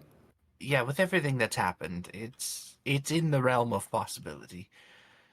Somebody cast animate object on all your armor. Oh god, that's a horrible thought. Don't DMs do not ever do that. That's horrible. Adding it to the list. Adding it to the list for Mass Effect shenanigans. Got it. Well, the good thing about animate object, if I remember the text, I think it specifically says unattended. Yeah. It's Yeah, unattended like my if you- armor. It's unattended when you're sleeping because you got to take armor off. Oh yeah, I'm just saying, it can't be used as a combat scenario. Worst And random if you encounter eat it ever. first, and then they take it off so they don't get burnt. Not with that attitude, it's not. We'll go fetch Nalani. Yeah, I'll fetch Chemic. Wait, they share a room, don't they? Usually. I'll I fetch. don't think we don't share a room in this house, though. We got our Oh, we own don't? rooms. Oh, that's We right, don't, we yeah. did, because you turned yours Because into I like a converted mine half to a mage mage. thing. Perhaps, Yeah, so we don't have the same room actually. Which Perhaps is funny when you guys were Nalani- saying that earlier. I'm like, why are you going into Chemic's room? Perhaps Nalani wanted You some privacy nasties. tonight anyway. Biochemics room. Chemic, we're using your shop. Why? As I can. No. Alright, you fetch Nalani, I'll fetch Kemek, and then we meet up at Yuriko's room. Everybody just hanging out outside Yuriko's room. And I'm going to take off to Nalani's room and do the same thing. Nalani, when you escorted Kel somewhere, was it to your room or Since was we it didn't to share. was it to his room? Ooh. His room. Okay. It's just bear skins all over the floor. So you go At a to fireplace. Nalani's room and you knock on it. You knock on it. No response. So, Nalani, Mm-hmm. you do hear a bit of a commotion like across the hall. As Kel's room is a little close to yours. Oh, and we're out of bed. Probably knows that all my clothes are gone as well. Yep, your armor, your weapons, everything is gone. Nice thing about being Goliath, nudity is really not that big of a deal. So I'm just gonna walk across the way. Yeah. I'm gonna open the door and see what's going on. And you see Probably Azure probably Claw put like, Kel awake before I do it. and he's like, what? Something's happening. What's happening? Mm. All right. It's never good when they banging on my door like that. You need the stab stuff? Possibly. Though I don't see your armor here either. Got pants. Just walks, he just pulls pants. You want a shirt? Yeah, that'd be great. Kind of like just tosses you one of his shirts. He's like, where'd your weapon go? Fuck, where is my weapon? What's my weapon? The fuck? I'm throwing open that door Yep. now. Like both of you just come storming out of the door and realize, like feeling like you just got robbed. Azure Claw, you see them storming out of Hell's room. Nalani move room? No. Oh. Armor ran off Happened to take my weapon with it? to the workshop. Your armor ran? Ran, dragged, went down hallway on its own. Nalani, is our armor haunted? Not that I'm aware of. Oh god. All right. Wonder if Kai's pulling a joke on everyone. Never fought ghost clothes before. This will be a new one. Well, stop by somewhere and grab something to beat it with. Spare weapon in room. As I Thanks. point to where my room is. I'm gonna grab a weapon out of his bucket of swords. Yep, the two of you just walk by, grab like a sword out. So you found my great sword, my other one. Awesome. And I'm stalking towards the where the workshop. Okay. Very pissed off. And then Mia, you're outside of Chemic's room. The door, a few knocks. Wait until I hear a little goblin rustling inside. Then you hear rustling and you just hear, what? Who the fuck stole my clothes? I encountered the same issue. It seems to have animated itself and wandered off to the workshop. You also notice your spell books are missing. Oh, Chemic is furious. As they did leave it on the workshop table because of course was working on spells. As you hear more rustling, a lot of stomping around as much as a goblin can, and opens up the door and you see what. Ever seen a child wear an oversized t-shirt? Mm-hmm. That's essentially what you're seeing with Chemic. This just huge piece of cloth. It definitely has arms, like slots for arms and everything, but Chemic looks pissed. Is it an AC/DC t-shirt? Artists, get on it. Yeah. You don't touch a wizard's spellbook. It's like one of like Nolani's like spare sleeping shirts or something. Oh my Or god. like, It's trailing like a- behind Kim at that point. or like a Led Zeppelin t-shirt. Yeah. There Just you go. A random like in-universe band shirt. Is it the hair? Definitely is rocking that 80s band look. Mhm. Yeah, Kemek looks, they're seething. They're like, where the fuck is my grimoire? Wait, your book is missed. I didn't even think to check for mine. It's gone. It was on my workbench, and it is gone. Funny enough, nothing else was taken but my clothes and my grimoire. Yes, that seems to be the case. At least for Azure Claw and myself as well. We were just waking everyone up in case something's about to go down. I'm Oh, not something's about to go down. capable of assisting too much at the moment, so we're gonna go fetch Yuriko and then head straight for the workshop. I'll meet Imagine- you there. Imagine Kimmick and Nolani's Stop. rooms are real close to each other, and you can see Nolani stop and pass with the sword. Yeah, Kemek, I mean, both Wizzies, very intelligent, can put two and two together like this is affecting everyone, fuck this shit, and go straight to the workshop. Is anyone waking up Damon? Just out of curiosity. That is not on Kemek's list. Look, I'm only worried about this one brother. I don't care about the other one. I figured, I figured He is out of just as character. hot. How I would dare just you. say, Yeah, I he's someone would else's just, problem. mention it out of character. That's Yeah. fair. That's fair.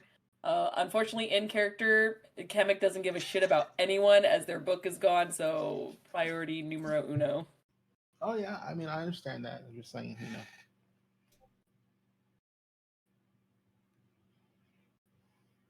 So is anyone waking up Yuriko? Yeah, Mia is heading straight for Yuriko's room. Okay. Giving that door a few knocks. Right now, do I get to normally wake up because I rolled a 1? So I'm like, No, you get to fucking normally wake up. oblivious. You get to because again, this is general proximity. It's a loud enough noise that it would wake you up unless you for some reason chose to ignore it. So Yuriko opens up her door and she's dressed basically in, lingerie. She sleeps in the baby doll. And then she like groggily looks at Mia. What? We have a bit of a problem. All of our equipment has run off.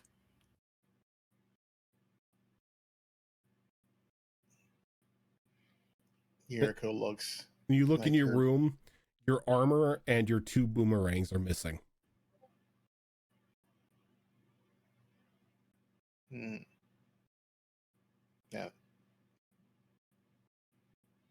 Now, out of curiosity, she rarely uses them, but she has 2 chakram on her side.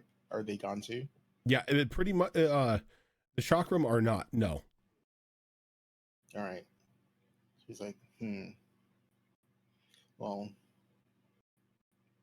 obviously someone has a penchant for magic items. Well, we know where they've gone. They seem to have headed for the workshop.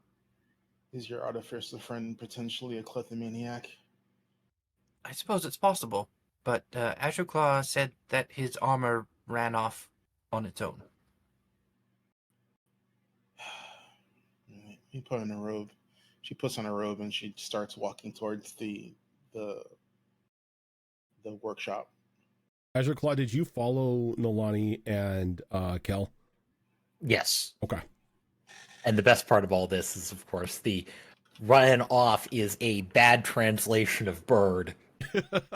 And me is just bird. having to go with it. Yep. Okay, so as those of you, Sans, Mia, and Yuriko, storm off down, they're not like refusing to wait.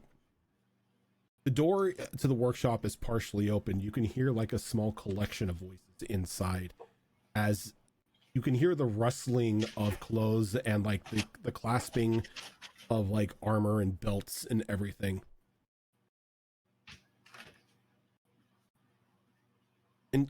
you like as you get closer, you hear Sinnoh's voice first. Like they're honestly not that bad. I mean, from what they've been through, they've made do. And the remind me the artificer's name. That is I'm drawing a in blank. my notes. Abigail Fontaine. Yeah, Abigail's like, looking at what we have here, we can most definitely work with enchanted thread and a bit of that star metal there. And yes, we can definitely hook up something new for each of them. And then there's another voice you haven't heard before. You call this okay? Looks like what hobos wear.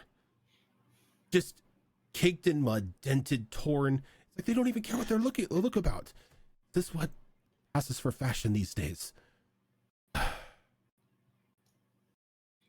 don't give a shit. It's mine. I don't work in the fashion industry. I'd like to violently open the door. You just kick the door open, and all Yes. of them sort of like jump and turn at you, and you see Sinnoh there, and you see Abigail there, and you see like this very portly looking ferret dressed in like these bright red robes, and just this very like bright gem encrusted beret. You say ferret? Ferret. Okay. Which one Oh, of you God. stole our shit? Is it the brother from fucking Tricorn? The brother? No, those are raccoons. Oh no, those Oh, are possums. okay. No, those are Those are the possums. coos. Those are possums. Okay. Okay, the possums. I They're the couldn't same thing. remember. I couldn't remember what rodent in the rodent family they were. It's like it They're all kind starting to blend together. of looks at you and just, oh, speaking of the hobos, they're here. Can I help you, darling? Where the fuck is my shit? What shit belongs to you? As you can see, all of your armor and like the weapons are like put on, just pretty much like dress mannequins.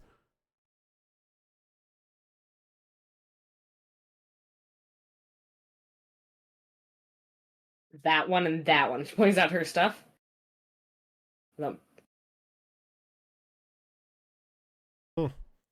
Yes, that does make sense. You do not worry about it. Tomorrow you'll throw it all away. I'm going to make you something with a little more pizzazz, flair, something that screams hero.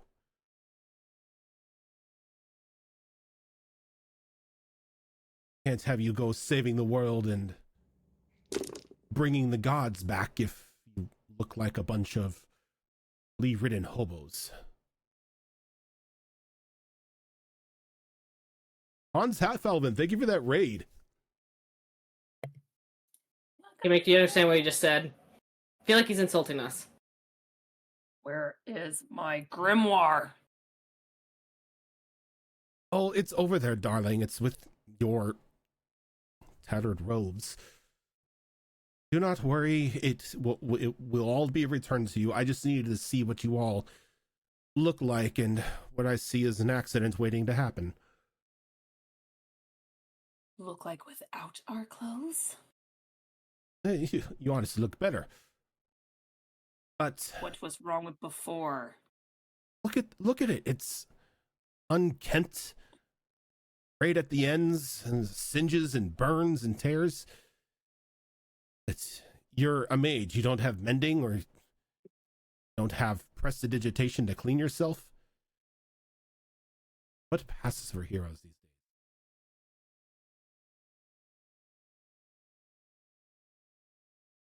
I need my grimoire. What you need is a makeover, and that is what I'm going to do. I'm not in the fashion industry. Oh, luckily for you, I am. I am the fashion industry. How the fuck did you steal all of our stuff? You sleep very quietly. You tread lightly. Lightly enough you didn't hear me. Now, I can't work with an audience. Please just go back to your beds, dream of whatever it is you dream of, stabbing kobolds or something. And in the morning, you shall have something more than these flea-ridden rags. Now, shoe darlings, please. We have work to do. Fine. Holds out their hand. Grimoire. Not, I need the grimoire. Then I stay. You're gonna be one of them, aren't you? Fine, fine. Take a seat over there, but no comments from the peanut gallery. We must have silence while we work. Kamek stomps over and makes a seat. That is very precious to a wizard. Hell no. Well, are you all going to vacate the premise so I can work my magic, or are we just going to just stand here with slack jaws? There's too much weird shit happening in this room for Yuriko to process. She was going back to bed. Molly's very torn between staying with Kimmick, because what's Kimmick going to do without her grimoire, and leaving.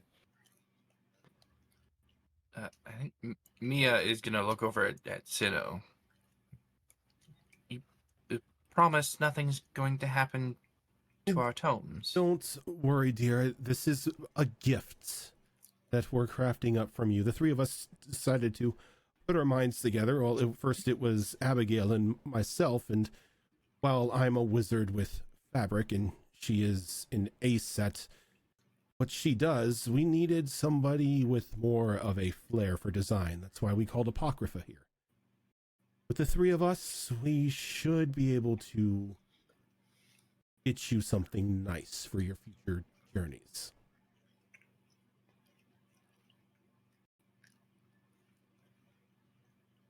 Now, go on. Go to bed, dream of magic spells and flying dragons and whatever it is, whatever else you adventuring types do. Well, I'm in no position to stand in your way, even if I wanted to. So, No, this is true. You are naked. I've got a bathrobe on. But you have no power. It does leave me feeling very naked. Kemek, you're gonna keep an eye on them? Yes. All right. I'll go back to bed, I suppose. You're exhausted and look like shit anyway. You need to sleep. I No feel exactly the way I look, so no offense taken. Yes, the sooner you go to bed, the sooner I can make you look like less shit. No arguments here. I'm going to bed.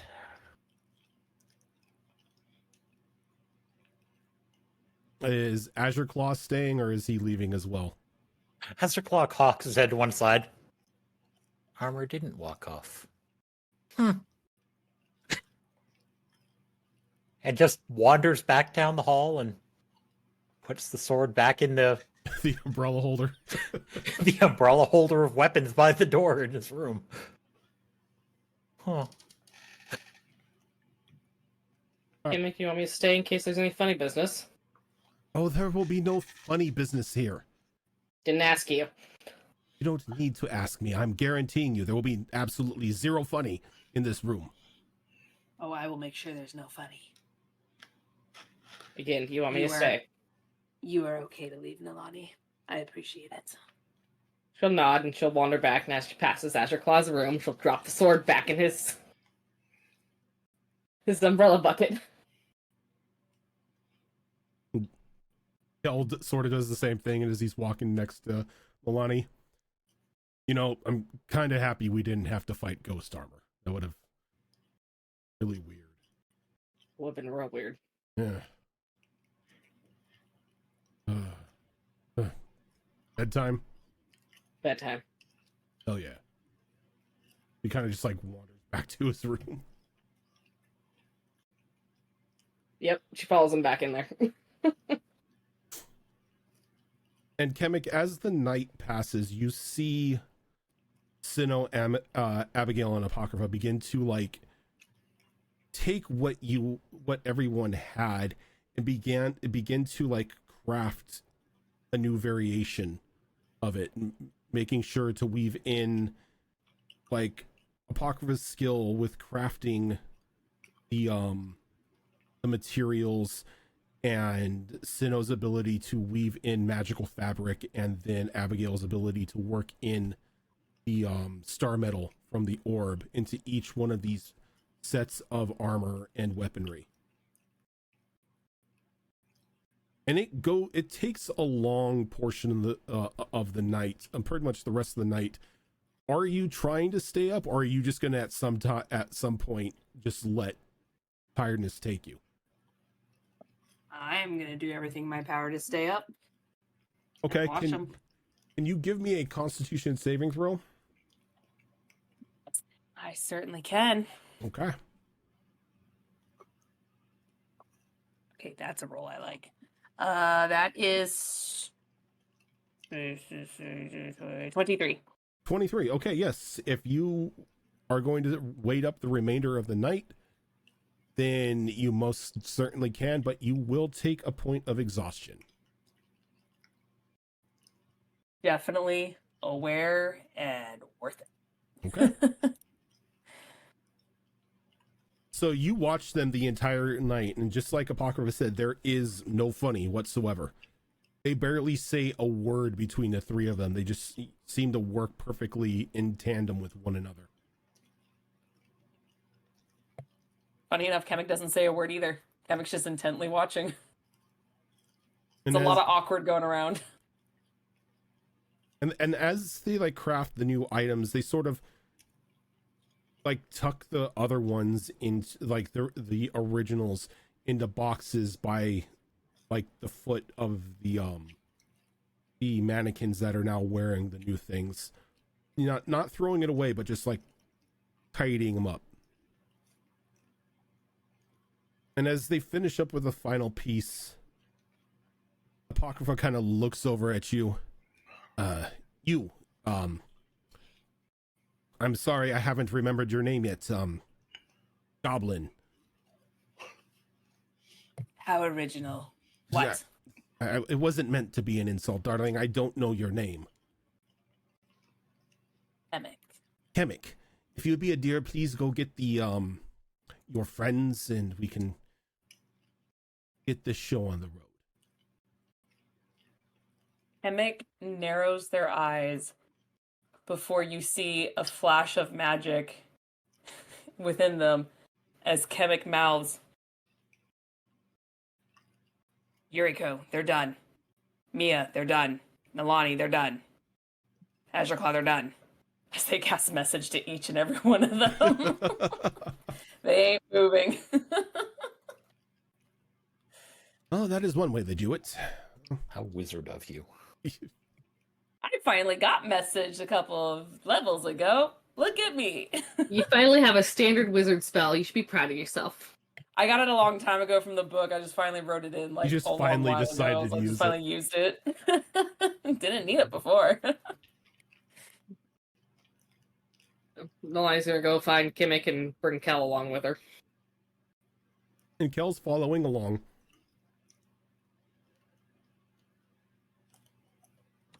Mia will show up in that same robe she was wearing the previous night.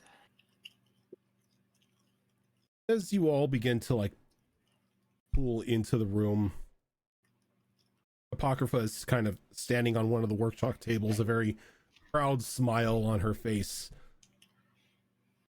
Her little ferret fingers is sort of like bridged in delight as everyone comes in. Well, first off, I'm sorry for the alarm last night, darlings. It's very weird to walk up to somebody and just ask them to give them your clothes. I find my way to be a bit more productive. But Intrusive. Yeah, very, very intrusive, but effective. But we worked our magic last night, darlings, and just kind of like sticks out her hand, just pointing towards the dress mannequins that are wearing these like exquisite like suits of armor and robes, and they've got weapons and books. Like they look like just upgraded versions of what you were carrying. Like, now, don't be shy, dears. One at a time, go up, and I will gladly tell you what it does.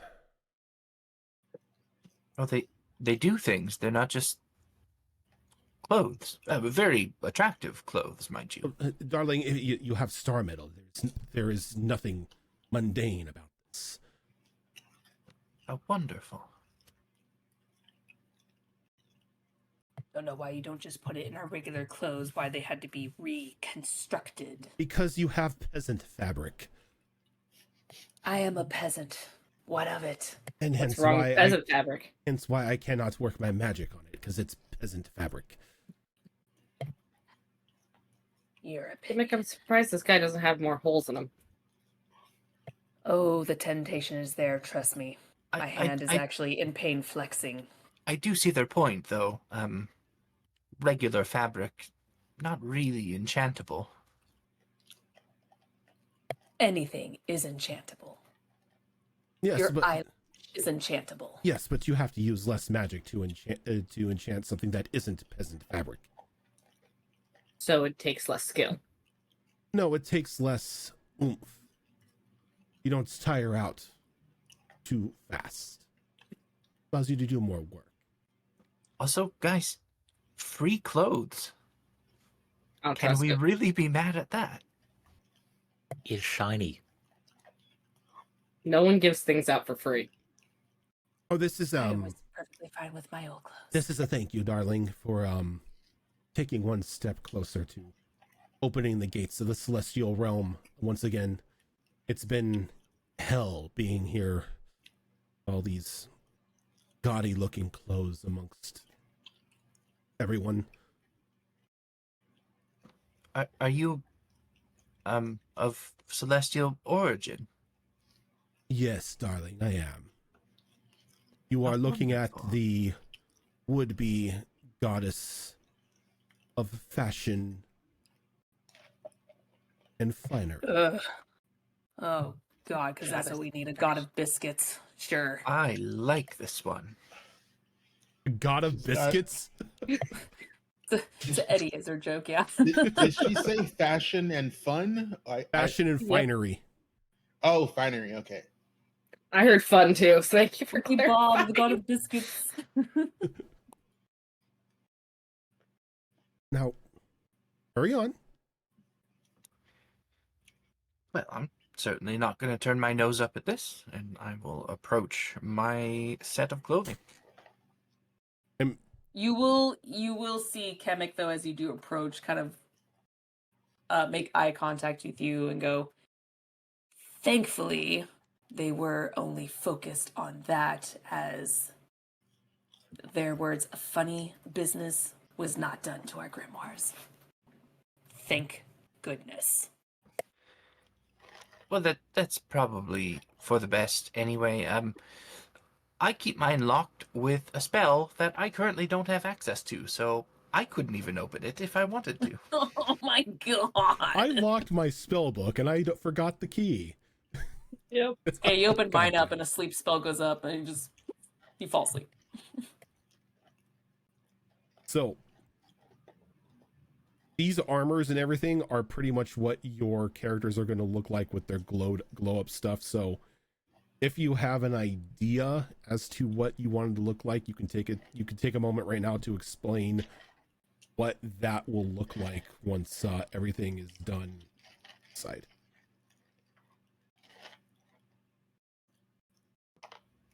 I've mostly got an idea, but there's still bits and pieces that I need to figure out. I will have my glow up finished before next session. It'll probably be finished in the next couple days. So I'll be posting that in Discord once it's all finished. Yeah, Okay. I hate to say it. Once I'm done officially moving, so in a couple of weeks, I'll be able to do the glow ups, no problem. Okay. But yeah, it's unfortunately priority. So yeah, glow ups Yeah. to come soon. There is one slight physical change that Mia has gone through as well, which is a second pair of wings, smaller than the first pair, have sprouted just beneath her other wings. So Final Fantasy of you, I like it. Yeah, I mean, if she lives long enough, gets strong enough, she can have up to 8 pairs of wings. It's crazy. A biblically Jeez. accurate Mia. Exactly. Yeah. Yep. I like it. She can have the wheels of eyes rotating around her head. You know, they have halos. Why not add eyes to them? So, Mia. Apocrypha walks over to you and is like, we had a little discussion of what we wanted to give you in regards to your robes and whatnot, and Sinnoh here was very forthcoming with us about who you were and what you stood for. And so, darling, what we've done with your robes is, well, we've reinforced them a little bit to give you a little more protection. And from what I hear, you sure do get hit a lot. I am a target. Yes, that's one way of putting it. I would technically say pincushion. But You're not wrong. the inside has been lined a little bit with Sinnoh's threads, allowing a bit of a, oh, how do you say, overshield to be activated when need be.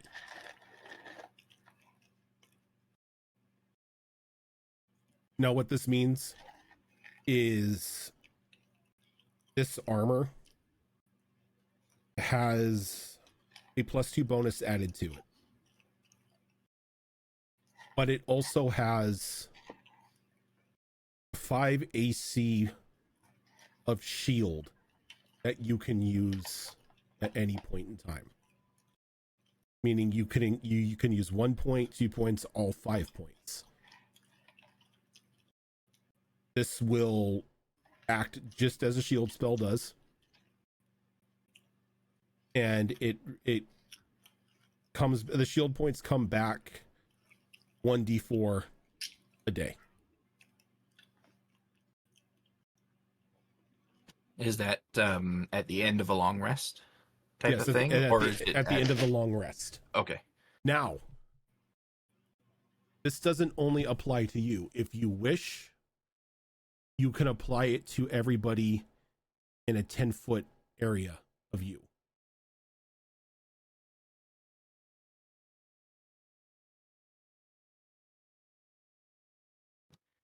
Is that when I apply it to other people as well, is it like I choose to use 3 points and everyone gets 3 points, or I choose this person gets 2 points, this person gets 1 point? Everybody in that area will get the same amount. So if you choose to use 3, everybody in the area around you will get 3. Very nice.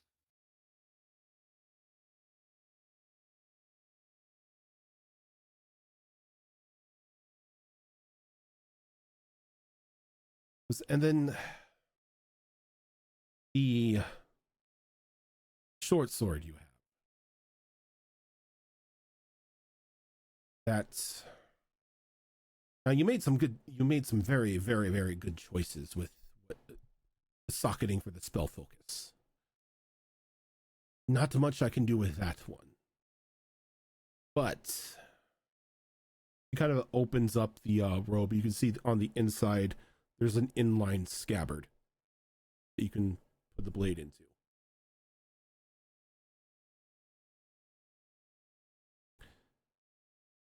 Keep your sword in here when you are not using it.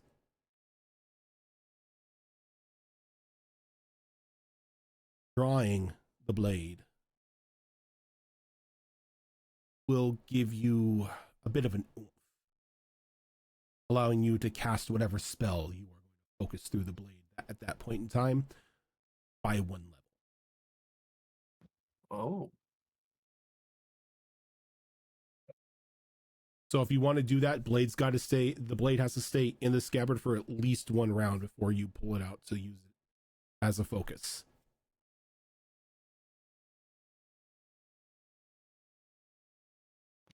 Very impressive. Yes, I thought so too.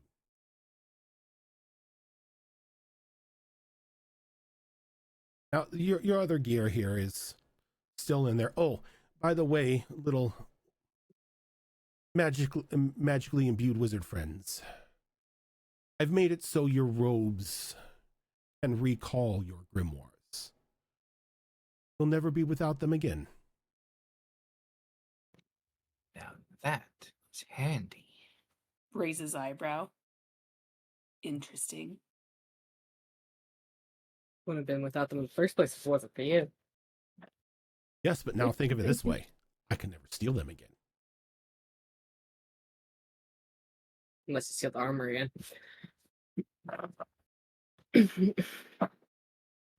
Well, I am extremely appreciative. This is all very, very impressive work. I cannot wait to see what you do with them, darling. Now, Neither can I. Hemic,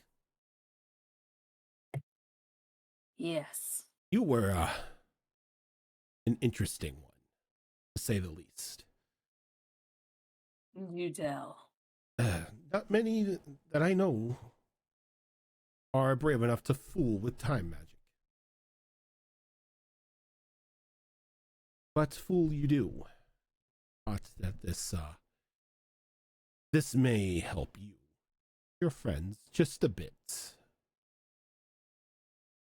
We were able to work the threads inside to give, again, a little bit of a protection for you. It's going to give a +2 bonus.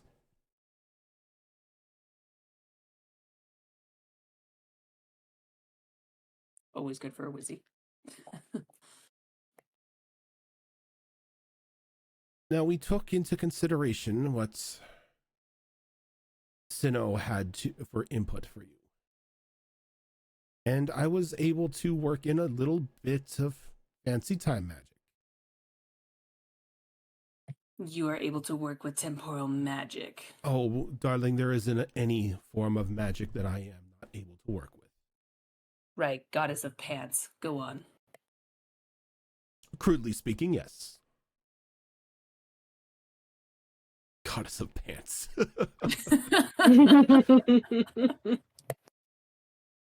But using the imbued magic in your robes will allow you to create a time sigil on the ground. 20 feet in in an area you designate. Now, in these cases, you can speed up time in that area or slow it down. Speeding it up will give anybody inside the area bonuses or advantage to saving throws and ability checks. Slowing it down will give them disadvantage. Interesting.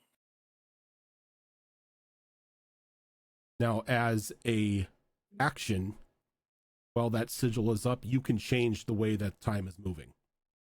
So you can slow it down for 1 moment and then speed it up the next turn.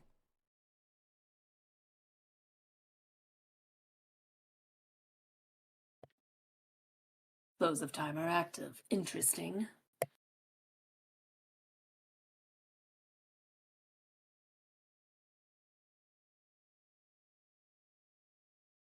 Now this little fang that you keep around with you, we were able to kick in a little bit of star metal through its core.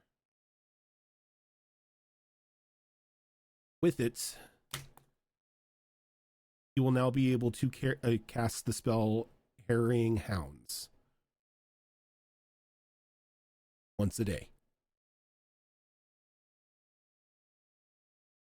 Interesting. You tapped into the magics of lycanthropy, I take it. Oh, here and there. Perhaps you weren't totally useless.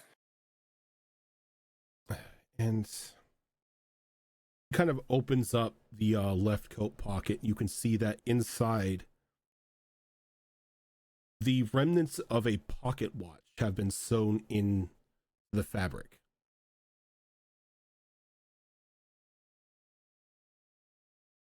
This is special. What you have here is broken time.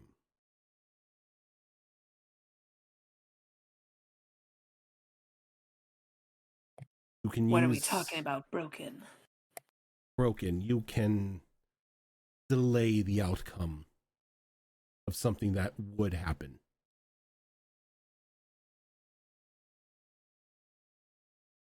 By a mere 10 seconds.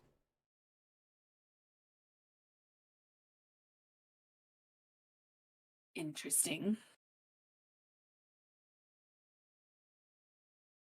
Like an enhanced slow spell. An enhanced spell that would allow you to change the outcome of time. Say, stop a friend from dying. Looks over at me. How very thoughtful. So, it does come with a warning. As you may know, messing with time in this fashion may be disastrous. But as a professional in the art of time, I trust you know what to do.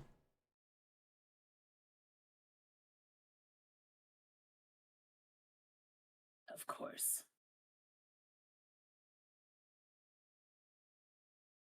If nothing else, I study it. What would be the repercussions if done poorly? That even I don't know. No one touch this watch. Oh, they can't technically touch the watch because it's sewn into the fabric of your coat. Well, they touched my robes earlier, so you know. No one touch it. Very well then. It's a good thing I know how to handle time magic then. That will do well. Thank you, goddess of shirts. Kind of like gives you a side eye and continues moving along. Now, which one of you individuals who smacks things is next?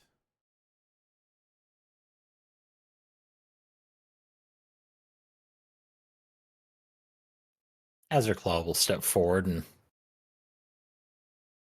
see what this is. Ah, the bird. Come with me, come with me. You, my dear friend, are in for a treat. She kind of like tings on the armor, and as she does, you can see like a spark of electricity coming off of it. This armor will give you a bit of a burst of speed, so to say. Moving with the grace of lightning bolts. With the deadliness of a lightning bolt. It's going to turn you into a lightning bolt. So, what you can do with this armor is you can spend a superiority die and roll it. That superiority die number will allow you to move that many more 5-foot squares in your movement phase. But while while you use this ability, you are turned into pretty much a form of pure electricity, and you are able to pass through individuals, dealing electricity damage as you do it.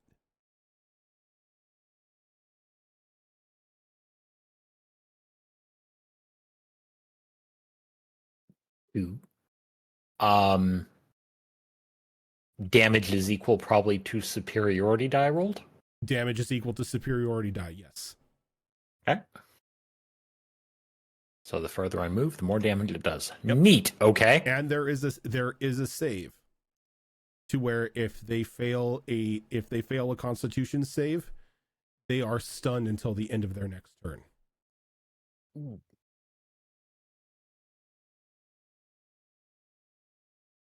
Okay.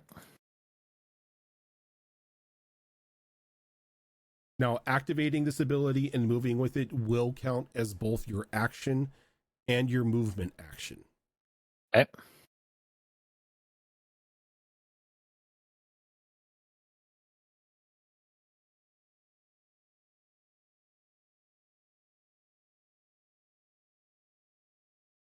She sort of like looks at the gin blade and is like, unfortunately, there wasn't much I can do with this one. It's got enough magic in it as it is. But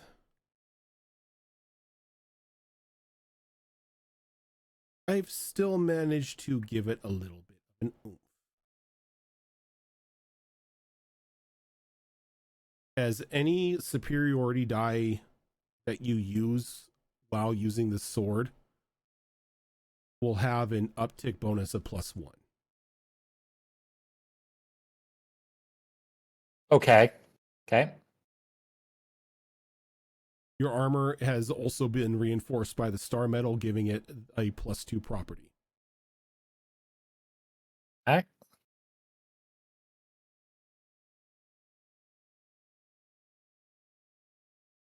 If you were to go down, drop to 0 HP, you will let out a thunder wave.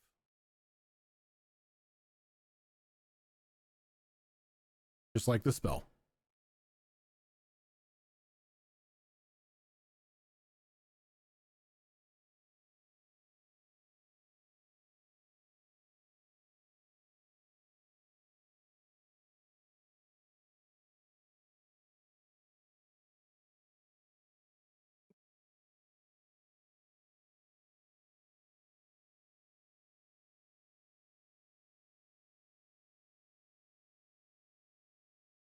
Kind of like pats Azure Claw as he's looking at his armor.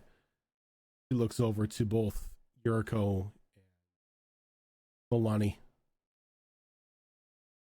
Well, who wants their toys next?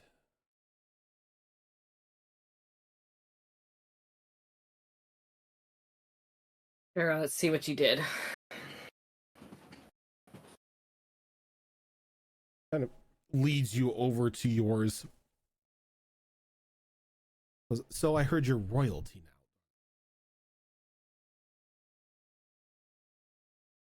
Still getting used to that, but I guess Yes. so. Well, I hear that you carry both the soul of a king and queen.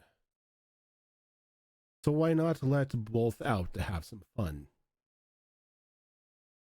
Like the sound of that. When you're wearing this and wielding that glorious weapon there of yours, you'll be able to strike with the ferocity of both souls. Meaning every time you attack and you use this ability, the attack will land twice. Ooh.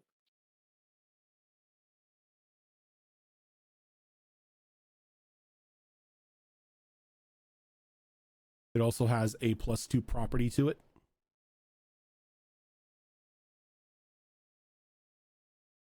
The weapon?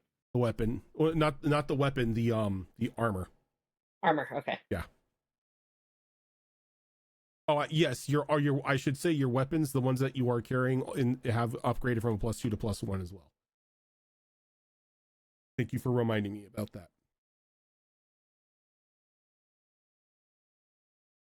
Now, because you are royalty and royals very rarely play fair,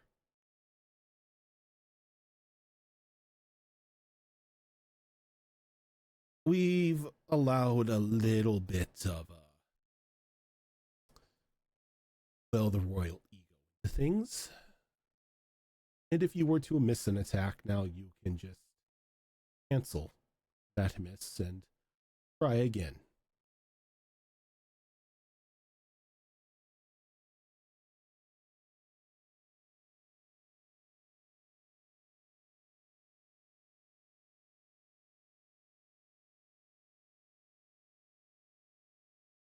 All right. Sounds useful. Oh, it can be. Also, while wearing this armor, you have advantage on all, not deception. It.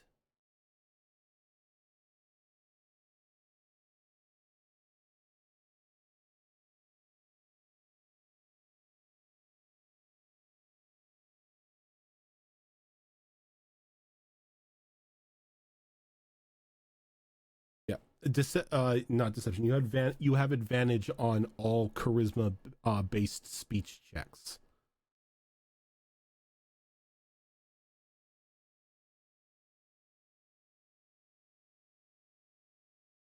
Okay.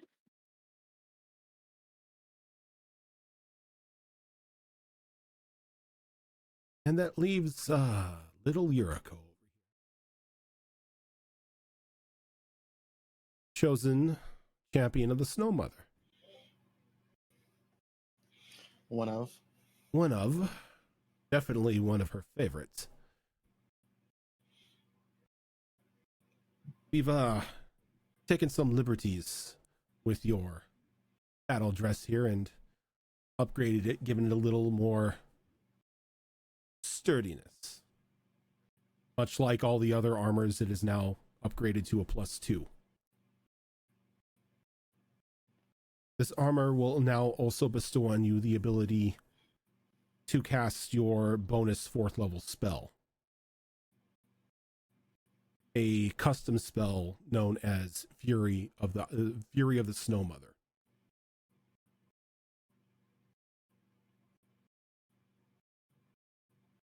This ability will rain down in a 10-foot area a barrage of cold-based eldritch blasts.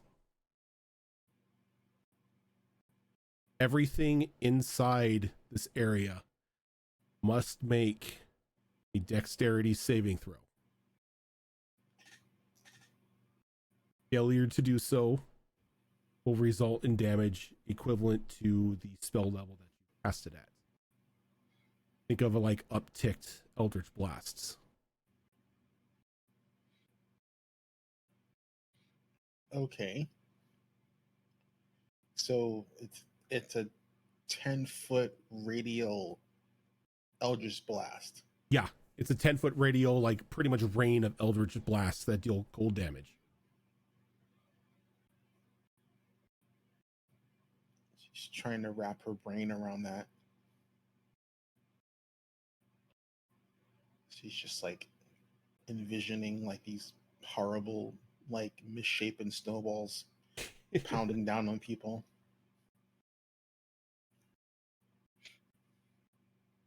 So pretty much what it would be is everything inside this area. Now, what level are you now? 7th level warlock. 7th level fighter. warlock. So as a 7th level warlock, everything in this area is going to be taking 2d10 cold damage. Nice. Those who fail will be also penalized to only move at half movement their next turn.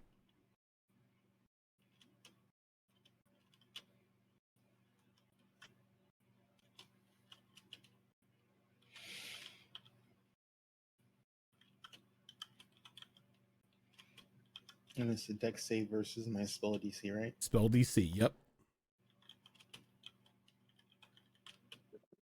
The armor will also increase the spell DC by 1. Oh. And now for your boomerang here.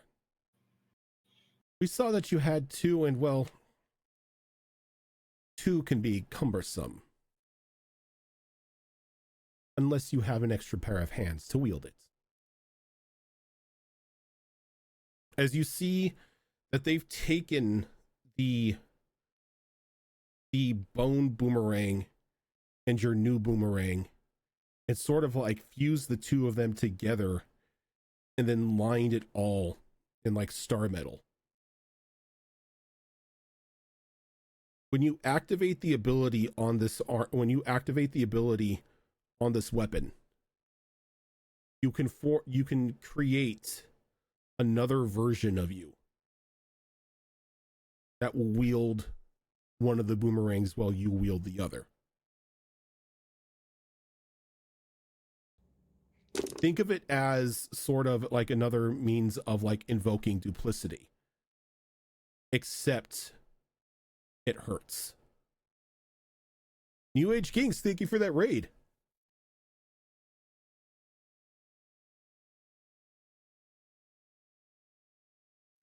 So it's like the Misty clone, like another me appears next to me and it has one of the other boomerangs. Yep. And when you attack, it attacks.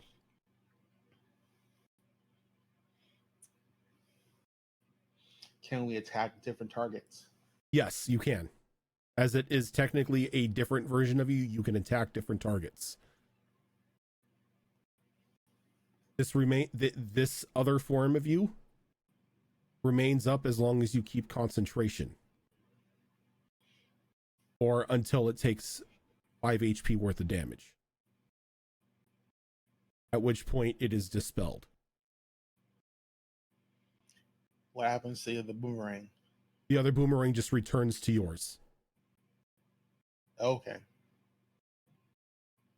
In its base form, when you're not split, it's still using the stats of the upgraded boomerang that you had. The D12 one. The D12 one, yes. When you invoke the clone version of yourself, it will be using the bone boomerang and you will be using the metal.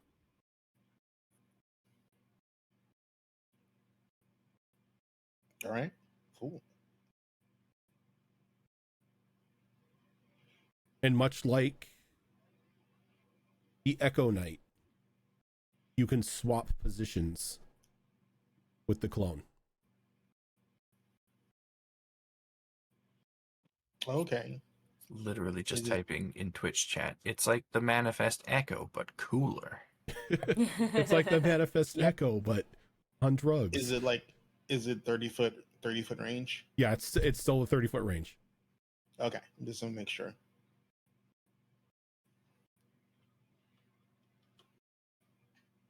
And now for something for all of you.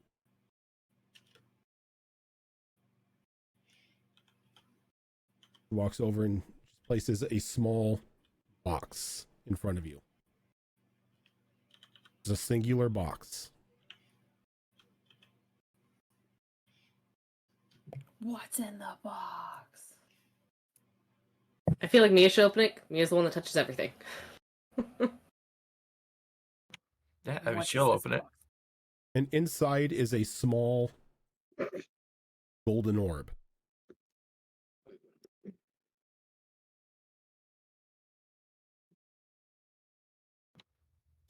Quite pretty. What does it do? Whatever it is you wish it to do. Oh no, not more wishes. It's What very you big. have in your hand is but a small taste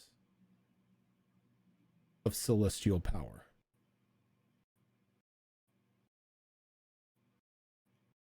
This can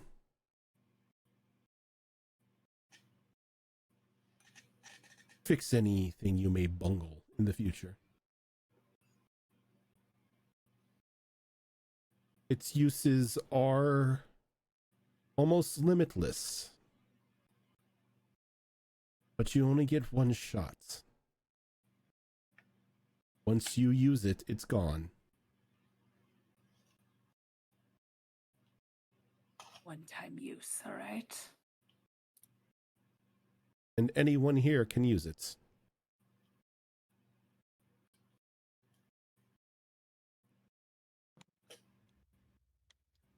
When Interesting. used, does it need to be held by the person desiring to use it, or is it like connected to us in some way, and it just the Whomever- desire of wanting to use it? Whomever is using it needs to hold it.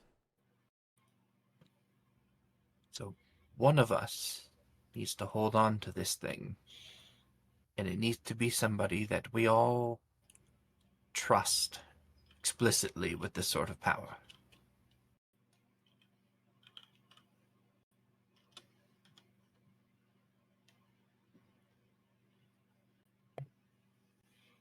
I agree. I'm inclined to say Azure Claw. Also agreed. I don't see a problem with that.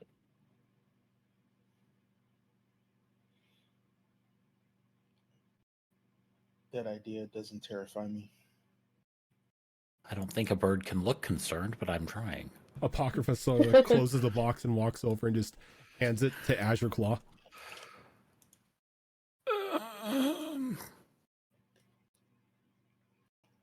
Huh? Andrew Claw's like, can I turn it down, please? Can I? Okay. I do very much trust everyone here, but Azure Claw, you have proven yourself to be quite unbiased in most things, so it seems fitting that you hold on to it.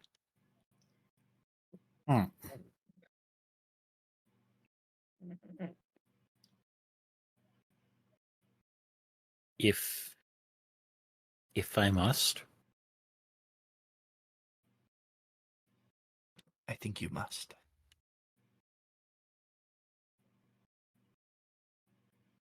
Well, good. I am very happy that you enjoy your gifts, darlings, but I must be off. I have many other hobos to critique and craft new clothes for while the time is right. Before you depart, thank you for all of this. This is all incredibly wonderful. I do have a question unrelated to this, though, that I hope you might be willing to answer. It's a fairly easy question, I think. Would you be willing to return to the celestial plane should the seats of the court be open again? Oh, darling, you don't need to pull my arm on that one. I long to return. It's been far, far too long since I've last seen these beautiful golden spires. It'd be nice to be back amongst those who know how to dress themselves and not look like a bunch of children stomping around in mommy and daddy's clothes.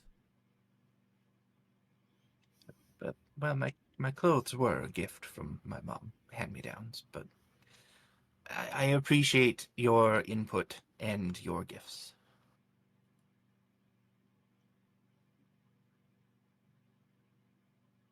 Well, if there's nothing more, I'll be off.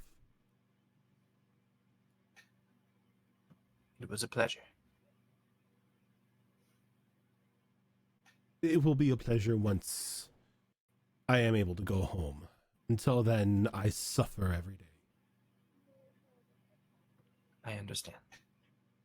I don't believe you do. Well, I You understand willingly that. dress like that, and I don't believe you do. But one day, maybe you will be enlightened. Perhaps. And the little, like, rotund ferret sort of hops off the table and begins just to walk out of your home. Okay, next campaign, I am playing a paladin sworn to this god. and you will be the most fabulous paladin Oh, ever. Guaranteed. Anybody who follows the teachings of Apocrypha, you have to be dressed to the nines. The locks will be all glorious, and your cape will times. be flowing. The shiniest armor anyone has by ever the way, seen. I forgot to mention, both of you mages now have free casts of prestidigitation because, god damn it, Why? I was perfectly fine not having it. too bad. I'll Do it. take it. Have wizard Can't you be face. happy? Clean your Can't you just be clothes, happy you I took fucks. message at some point? Clean I your don't need clothes, you mage hand. fucks. So we got dry cleaning instructions with our outfits. I was gonna say, I feel like if you're gonna be a paladin, you automatically get that spell as prestidigitation. It'd be glorious. Yes, but if you are successful and the Pantheon is rebuilt, you most definitely can be a paladin of fashion. Keeping that in mind because that's amazing. That is Excuse me amazing. while I add prestidigitation to my goddamn spell list. Like, what's the Channel Divinity fashion show? Yes. Oh my God. It's just like Charms like, everybody within sight range. spot- Yeah, I'm Yeah. thinking like there's a charm spotlights go check. off. You start doing a runaway. It's like- Yeah, that's how you activate the charm. No, that's the bards who follow her. They're That's- all just traveling fashion merchants. Supermodels. Yes, Is that or also- supermodels. Was that also the preview of the ferrets? Yes, that is the preview also of the ferrets. Aww. Nice. Damn. I do have to ask, how many times can I use the double attack and the missed attack thing? The missed attack is once a day. The double attack will take effect anytime you roll an 18 or higher. Okay. Thank you.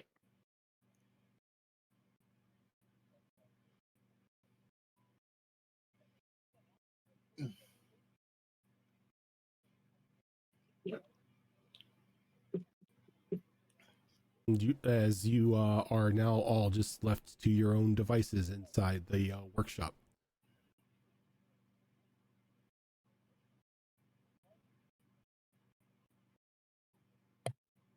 Oh, thankfully I have everything back. That's all that matters.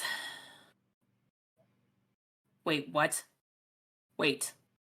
Kemek will, as they're kind of like sifting and thumbing through their grimoire, making sure everything is on the up and they're like, what the fuck? When did they do this? And they turn around and show the book to Mia. They put a fucking cleaning spell in my book. I swear. Well, it's not explicitly a cleaning spell, but I feel like that was the intent, yes. It was the intent. I don't need freaking clean. I go in the dirt and the catacombs all the time. I don't need to be clean. It is pointless. Well, now you can crawl through all the cobwebs and the dirt and the mud and still look marvelous afterwards. That's what mold earth is for. I move it around me. Yes, but it does throw up dust in the air, and that gets in your hair and on your clothes, and but now you can stay clean. Was I dirty and filthy before, Mia? I didn't think so, but according to Apocrypha, we were all quite dirty and filthy. Yeah, well, their opinion doesn't matter to me. I think it should matter at least a little bit. I mean, they did make us some incredible new equipment, and these clothes are beautiful. Without asking. Without asking, but No consent. you don't ask for consent to give someone a gift. That's the whole point of a gift. By stealing our stuff. Borrowing it for reference. Without asking. That is called stealing. Where I We come got it from. back, though. Yeah, it looks like How nice. they're not really worried about the rest of us being dirty. Just you two, apparently. From the goddess of bow ties. Amazing. Yes, we were the dirtiest. The goddess of pants, the goddess of shirts, and the goddess of bow ties. Kemek will switch it up every time. Oh, look, the goddess of brassiers. Yes.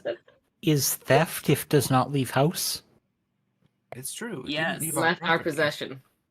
Okay, so if I were to go into your room right now, Mia, steal your grimoire and hide it under my pillow, and never told you about it, it's technically not part of the. It didn't leave the house. I guess I didn't steal it now, did I? And then never give it back. I mean, now, certainly you could do that because we have the ability to simply recall them. You're missing the point. Another of the Take your gifts clothes with it. given. You're missing the point. I'm What trying if I to took your hat? tread a middle ground. The point is, it's back, so I guess I should be happy. It's Despite the back stupid cleaning spell. with additional magic inside. I do admit I look forward to the possibilities. They just needed to ask, was all. I have a problem with stealing. Which is totally valid, and I understand. But look at everything we got. Also, we're sleeping. Hard to ask for permission when sleeping. So you see bags under Chemic's eyes. Yes, indeed. Also, Kemek, yes. if they had asked, would you have given them your grimoire? No. Neither would I. So perhaps this was the only way they could do it. Fascinating. Now I'm going to write the spells I want in my grimoire. Excuse me. Chemic just goes upstairs. I'd write Still in the spells t-shirt. too, if I could open my book right now. Yeah, actually, I need your help with something. Yes? She goes, typically, when our hair gets too long, we cut it ourselves with this blade, but I feel like it needs to look a little better to go with these clothes than just a random chop off. Could you give me a hand? Are you asking me for a haircut? Yes. I'd be 'Cause delighted. right now, to help. her hair goes down to like all the way down her back with braids. It is super long. She needs it shortened up. I would be delighted to help.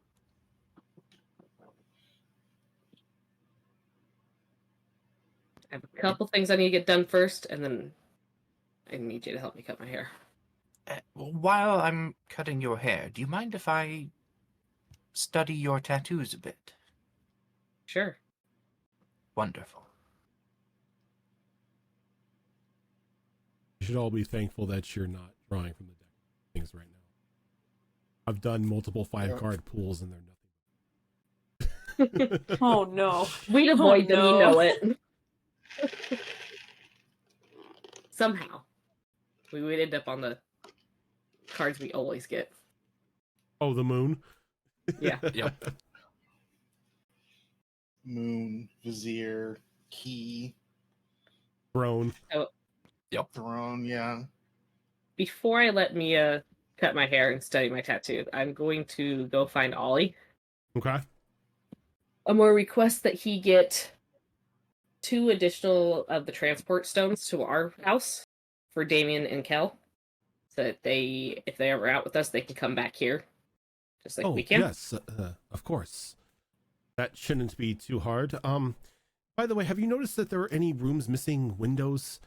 Apparently, when the workshop was made, there were no vents or windows put in. I didn't necessarily check myself. I just honestly believed that the contractors did their job. I'd never checked.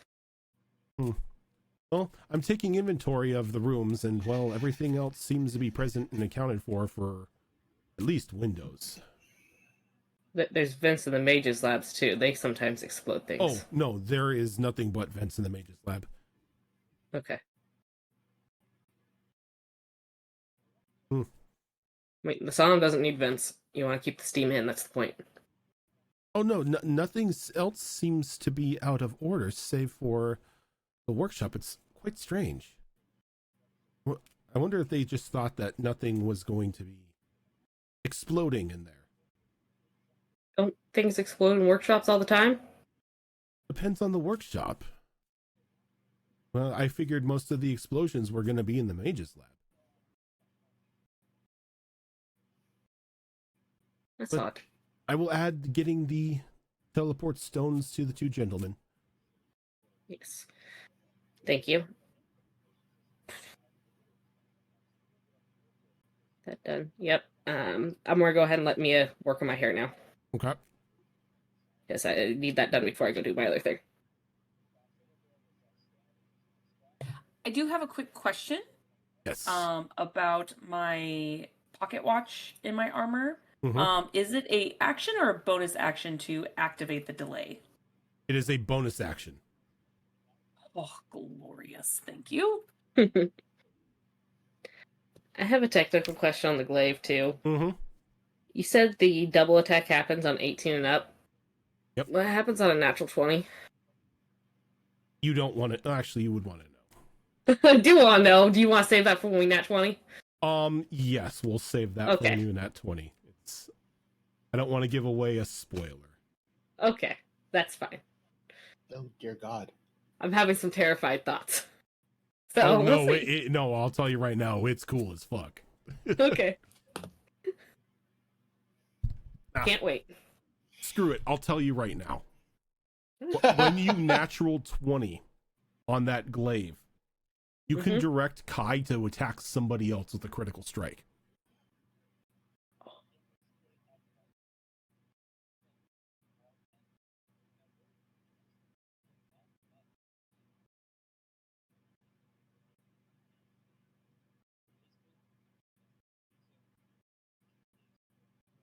That's cool. Yeah, that gets real scary at these levels. Mm-hmm. Now just imagine what you're going against since I gave you all this. Yeah, we've already had that in our chat. What's Oh, that? God. What's that? The snake with 1,000 mage hand or 100 mage hands, and they're holding guns. No. That one's for Tricorn Isles. That's one because specifically for Cannonball. Yeah, that's Cannonball's problem.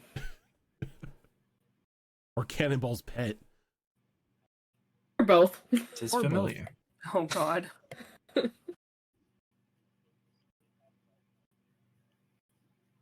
yeah, so as everybody is going through and Nalani is getting her haircut, is anybody else doing anything to pass the time of like the first half of the day? Spending the next 5 hours putting in that second. Gotcha. Azure Claw, you realize when you were inside the workshop that Abigail has pretty much built in a self-sustaining venting unit inside the workshop.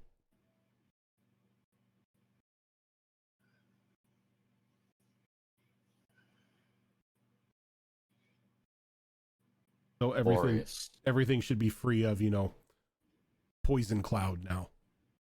Well, now I'm going to reclaim the corner of my workshop and go back to what I was doing.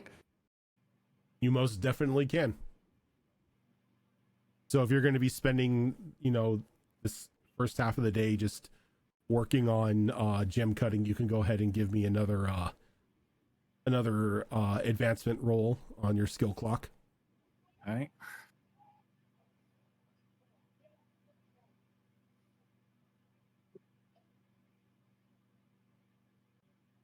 I'll find that dice later. Or your cat will. Oh, no, I found it. I hear it in the background. Yep. That's a 5. That's okay. That's 3. Nice. Now I have to go get a dice back. Good luck. At least it's a D6. Okay, go fight the cat for it. Evie steals D4s. Ooh, Evie.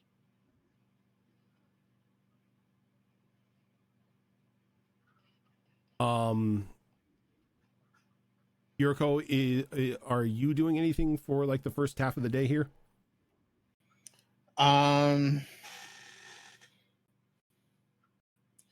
She's needs to like work out some anger, so I'm gonna go back to Training athletics. Yep. Okay. Doing my expertise in athletics. All right, go ahead and give me another one of those D6 rolls here.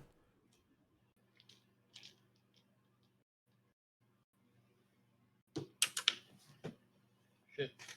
Oops. Everyone's losing their D6s tonight. Oh, 6. Nice. Okay, that's another 3.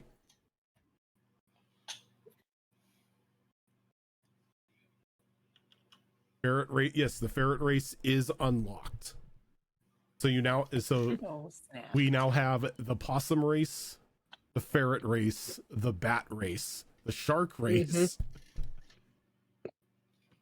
Does the Yeah. ferret race have a name yet? Not yet. I'm trying to find a name for it.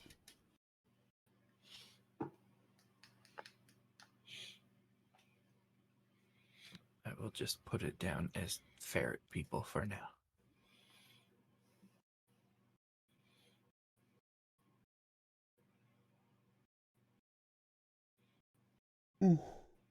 Excuse me. So after I finish helping Nalani, Hold on. Oh, okay. I have a question. Do you have skills in cutting hair? Hmm. I imagine I've been cutting my own for years. Oh. So if that helps. Oh no. It really doesn't. I mean, I I'm feel not a butt. I'm not a hairdresser or anything. Okay. But I'm not terrible, I would think. You're not terrible. Let's go ahead and make this. What skill would you like to use? Let's let Mia decide. Oh no. As much as I would like to rely on a skill that I'm like really good with, I feel like it would be more of like a performance type of thing. Performance works. Yeah. Yeah, I could see that. Yeah, I mean, I'm not awful at performance, but I do only have a +1 to it. Actually, I should be rolling that at disadvantage because I still have 1 point of exhaustion. Oh no. Okay. Still can't get worse than Lonnie just grabbing it by the ponytail and chopping. It's okay. This dice tray has broken my curse of awful rolls, I think. Of course, For now that I've For said now. that, it's going to be cursed again. But even at disadvantage, that was a total of 15. Okay. You successfully cut Nalani's hair without butchering it. Oh, thank God. Look, Nalani's standards are not very high when it comes for haircuts. It will be fine. It's good. I don't particularly want to butcher the haircut on a Goliath as strong as Nalani is. Seems like a real bad idea. Well, the good thing about hair is that it grows back. Mhm. She would have asked if she was really terrified of it getting cut wrong. So how does Mia cut Nalani's hair? What does it look like afterwards? Well, I'll leave that to Nalani to describe. I saw the picture. It's badass. Yeah. Why don't I get the pictures? I sent it to HP Fox directly. I can send it to you. Oh, okay. Because it's gonna be in the art. I thought you were gonna post. You guys were posting it in the group secret chat? The secret chat. I'm not allowed to be a part of. I'll throw it in Oh, okay, the yeah, Destiny Forge chat. That is pretty Well, my badass. glam armor. That is pretty badass. So her hair at the end of it comes down probably to closer to the bottom of her shoulder blades now, which is a lot of hair off considering how long it was. It now has a single braid that comes off top the crown that goes back into a ponytail, and then it has 2 braids that come along her crown and go into the same ponytail, and the rest of it's kind of like a half down do. And then the main central braid kind of braids down on top of the hair, all the way down. Kind of similar to your cleric's haircut, your death cleric's haircut. Similar, a Into little the less on the Wildlands. braids. Yeah. More of a half up do type of situation.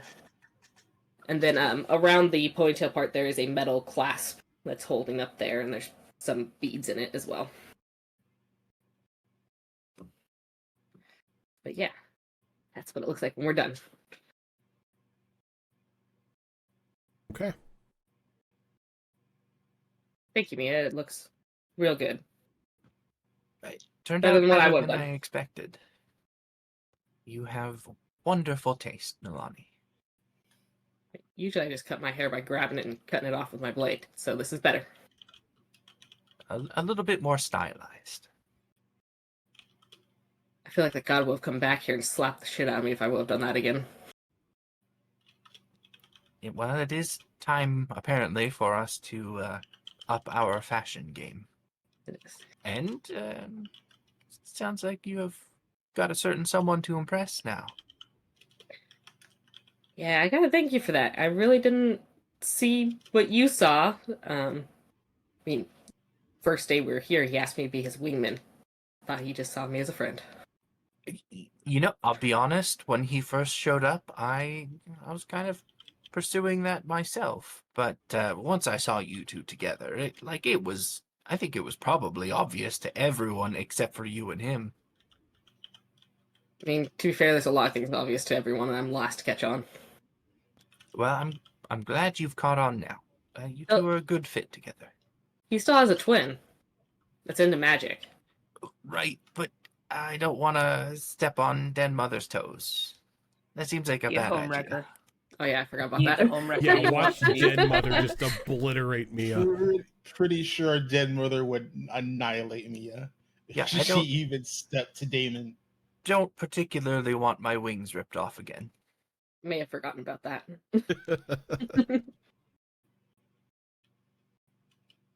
I'll just have to look elsewhere. I'm sure there'll be someone eventually. Eventually. There was, but they got turned into a book. Yeah. Maybe it just does not have good luck. It doesn't matter. I'm just looking for a bit of fun anyway. You said you wanted to take a look at my tattoos. Did you want to do that now or later? Now would be wonderful. Actually, I've been working on a little bit of a project. The artificer has been putting together a tattoo kit for me, and has developed some very fine inks made from mana crystals. Hmm. So I was hoping to just take a closer look at your tattoos and Not sure if kind they're of look at the process and. quite the same. We're born with these. Well, I mean, that actually is still can- helpful because, I mean, they surely symbolized something, right? and They if are it's destinies given by the exactly. gods. It's an inherent thing, and it's an inherent marking on your body that is a symbol of something greater, and I can't think of a better analogy for arcane tattoos than such a thing, so I think it would benefit me to study them a bit. Probably want to pay attention to the new ones then. They seem to have something to them. I don't really understand what it is yet, but Well, I'm sure it will make itself known in time. that's kind of what I figured. How long do you need? Because there's only one other thing I need to get done today. Only a few moments. I'll admit I was kind of sneaking a peek as I did your hair. That's fine. I don't have any tattoos myself, so just getting eyes on such markings is beneficial. Well, Oliver close tend not to cover her tattoos very much, so you have wherever you want to look. I will pull out a little notebook and examine her thoroughly as I take notes, and then I'll stop being so impersonal in her space.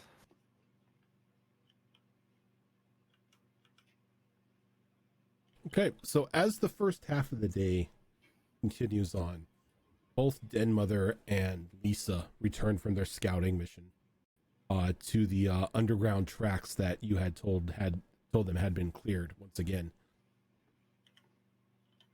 As they come in and you just hear a loud whistle, and then Den Mother just yell, "Everybody, dining room now!"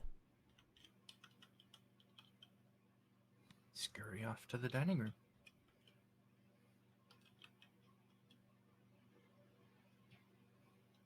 And they give everybody little bit of time to file in, and once you're all there, they both look a bit pleased. Lisa sort of shuts the door behind the last person. I don't know who or what did it for you, but as you said, the tracks are clear. We found no sign of any ghouls from here about a mile and a half into the tunnel and back. Also, we have a train car. A singular car.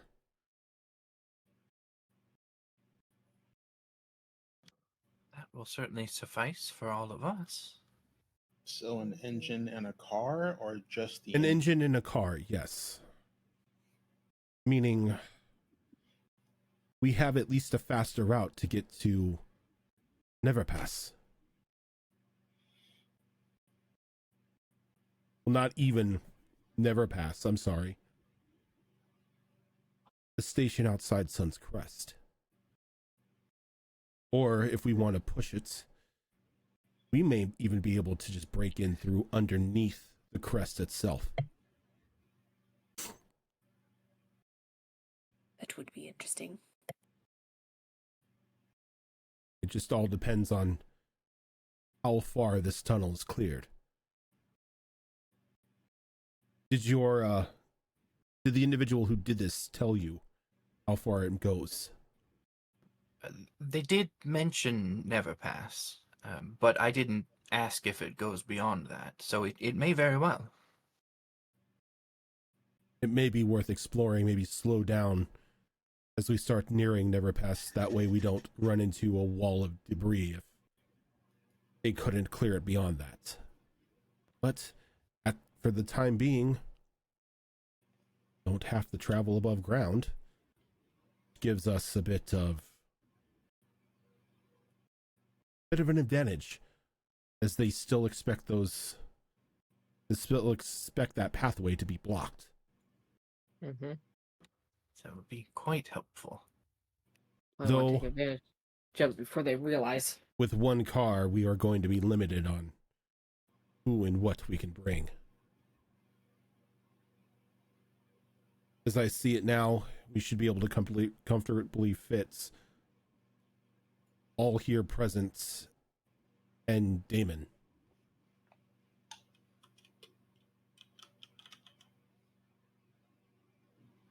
The rest of the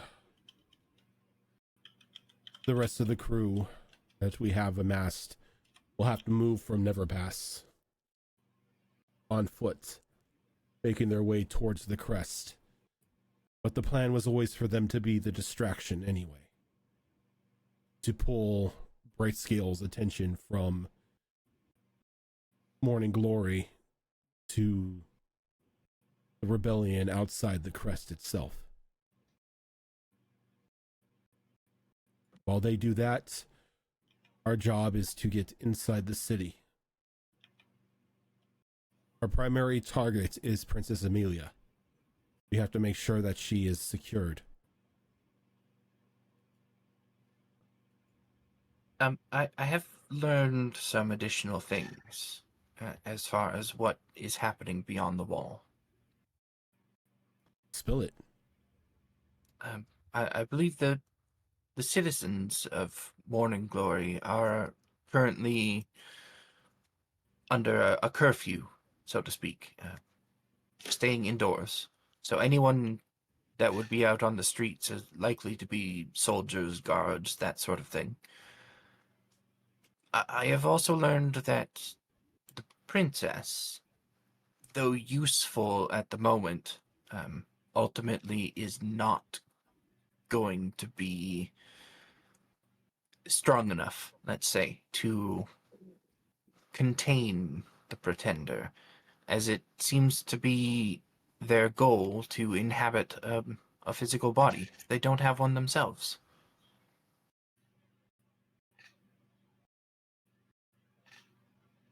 So if they do inhabit the princess, she is likely to perish quickly.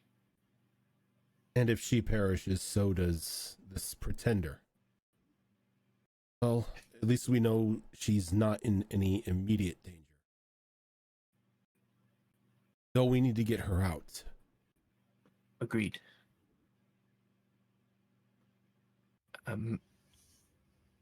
What about Bright Scale? I mean, that clearly he has committed numerous crimes against the people of this continent. Are we intending for him to answer for these crimes alive? Or is the intent to put a permanent end to him? We'll cross that bridge when we get to it. I myself haven't spoken to Lord Brightscale for quite some time now. So the reports that I have gotten from the inside have painted the man more of somebody in panic than trying to have a hand in anything nefarious. He That may is my still impression as believe well. that he is serving the light.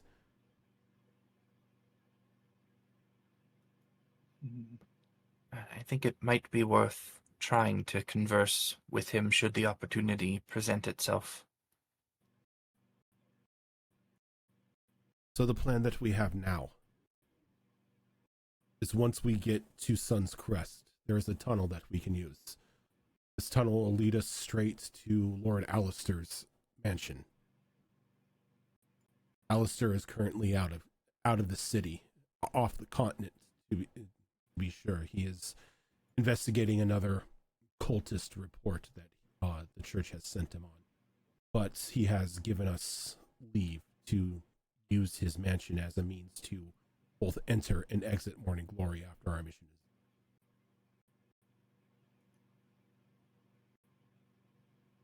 How soon can you all be ready to leave?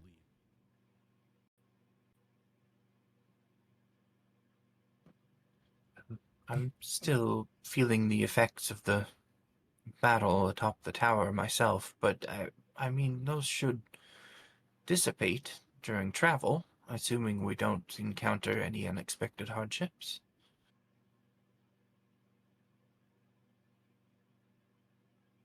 There's not any hardships I can think of aside from running into a debris wall.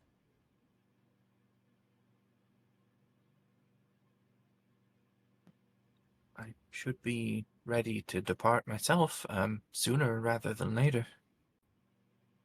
What of the rest of you? Is there anything you need to take care of before we leave? I'm good to go whenever. I have one last thing I need to take care of. In a few hours What- at least. What I need to do, I can do in the cart.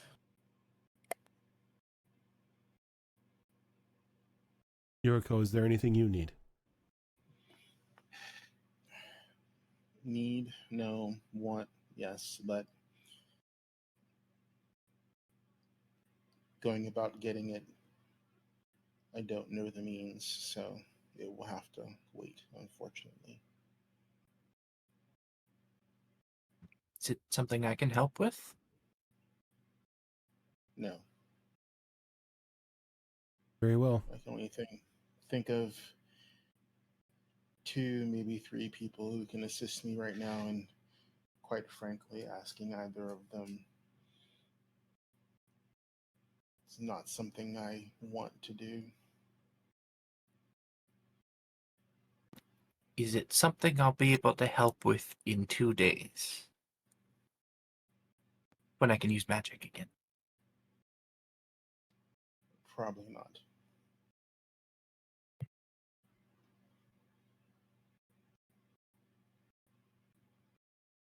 The only magic that might work is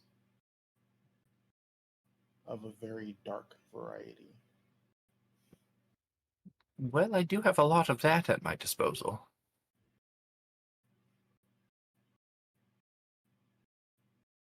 No. If you change your mind or think of something else, don't hesitate to ask. I'm always Duly happy noted. to help you, Yuriko. Duly noted.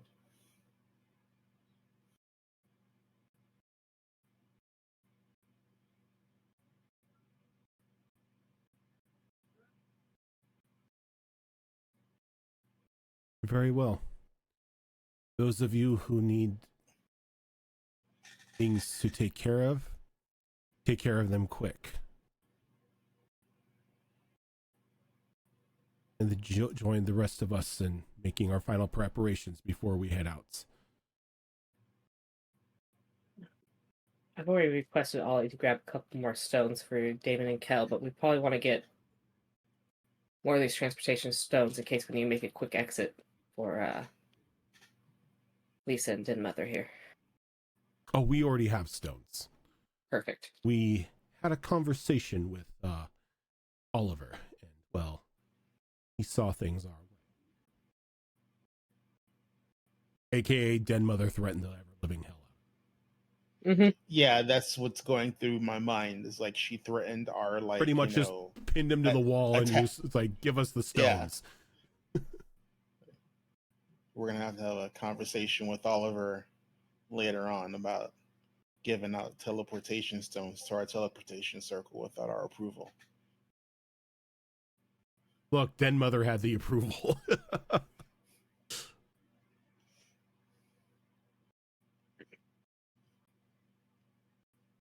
Be back in a few hours. So to go check in on some people.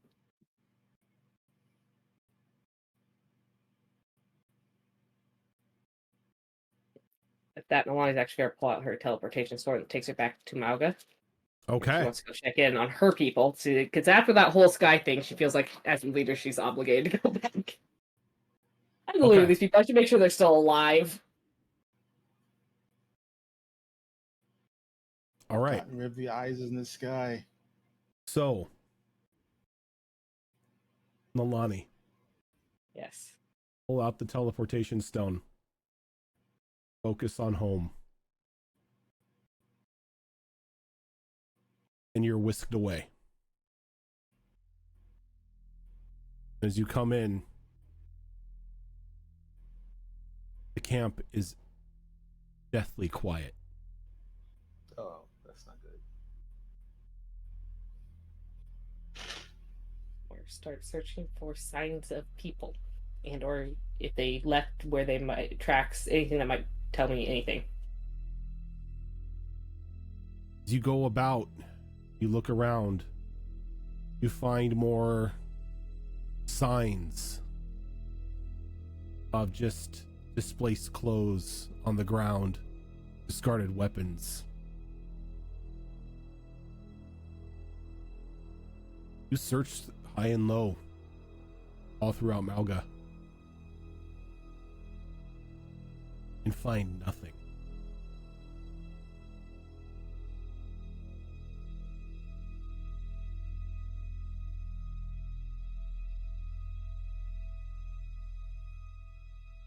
Definitely feels an anger rising up inside of her that she didn't think she'd feel towards her own village being decimated like this.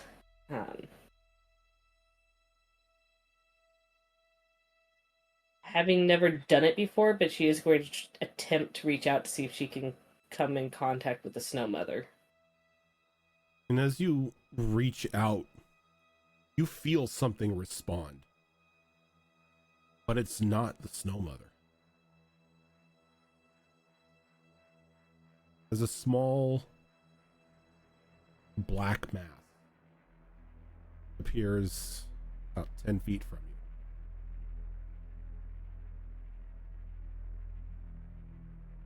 you. Nalani, dear. It is time we talk. And that is where we are ending for this. Oh shit. Oh lordy. I just wanted a quick trip home and then come back. It was gonna be all this. Quick 10 minutes in and out. It'll be fine. Yep. Yeah. They had it coming. They had it coming. Oh God. No, not the sublock tango. Oh, I'm nervous. I'm sorry, guys, should for be. whatever stupid I'm just did. Womp womp. Womp womp. Womp womp. That was But fun. yeah, so that is going to do it for us tonight. Thank you everybody for tuning on in. This is not the only show that we do throughout the week.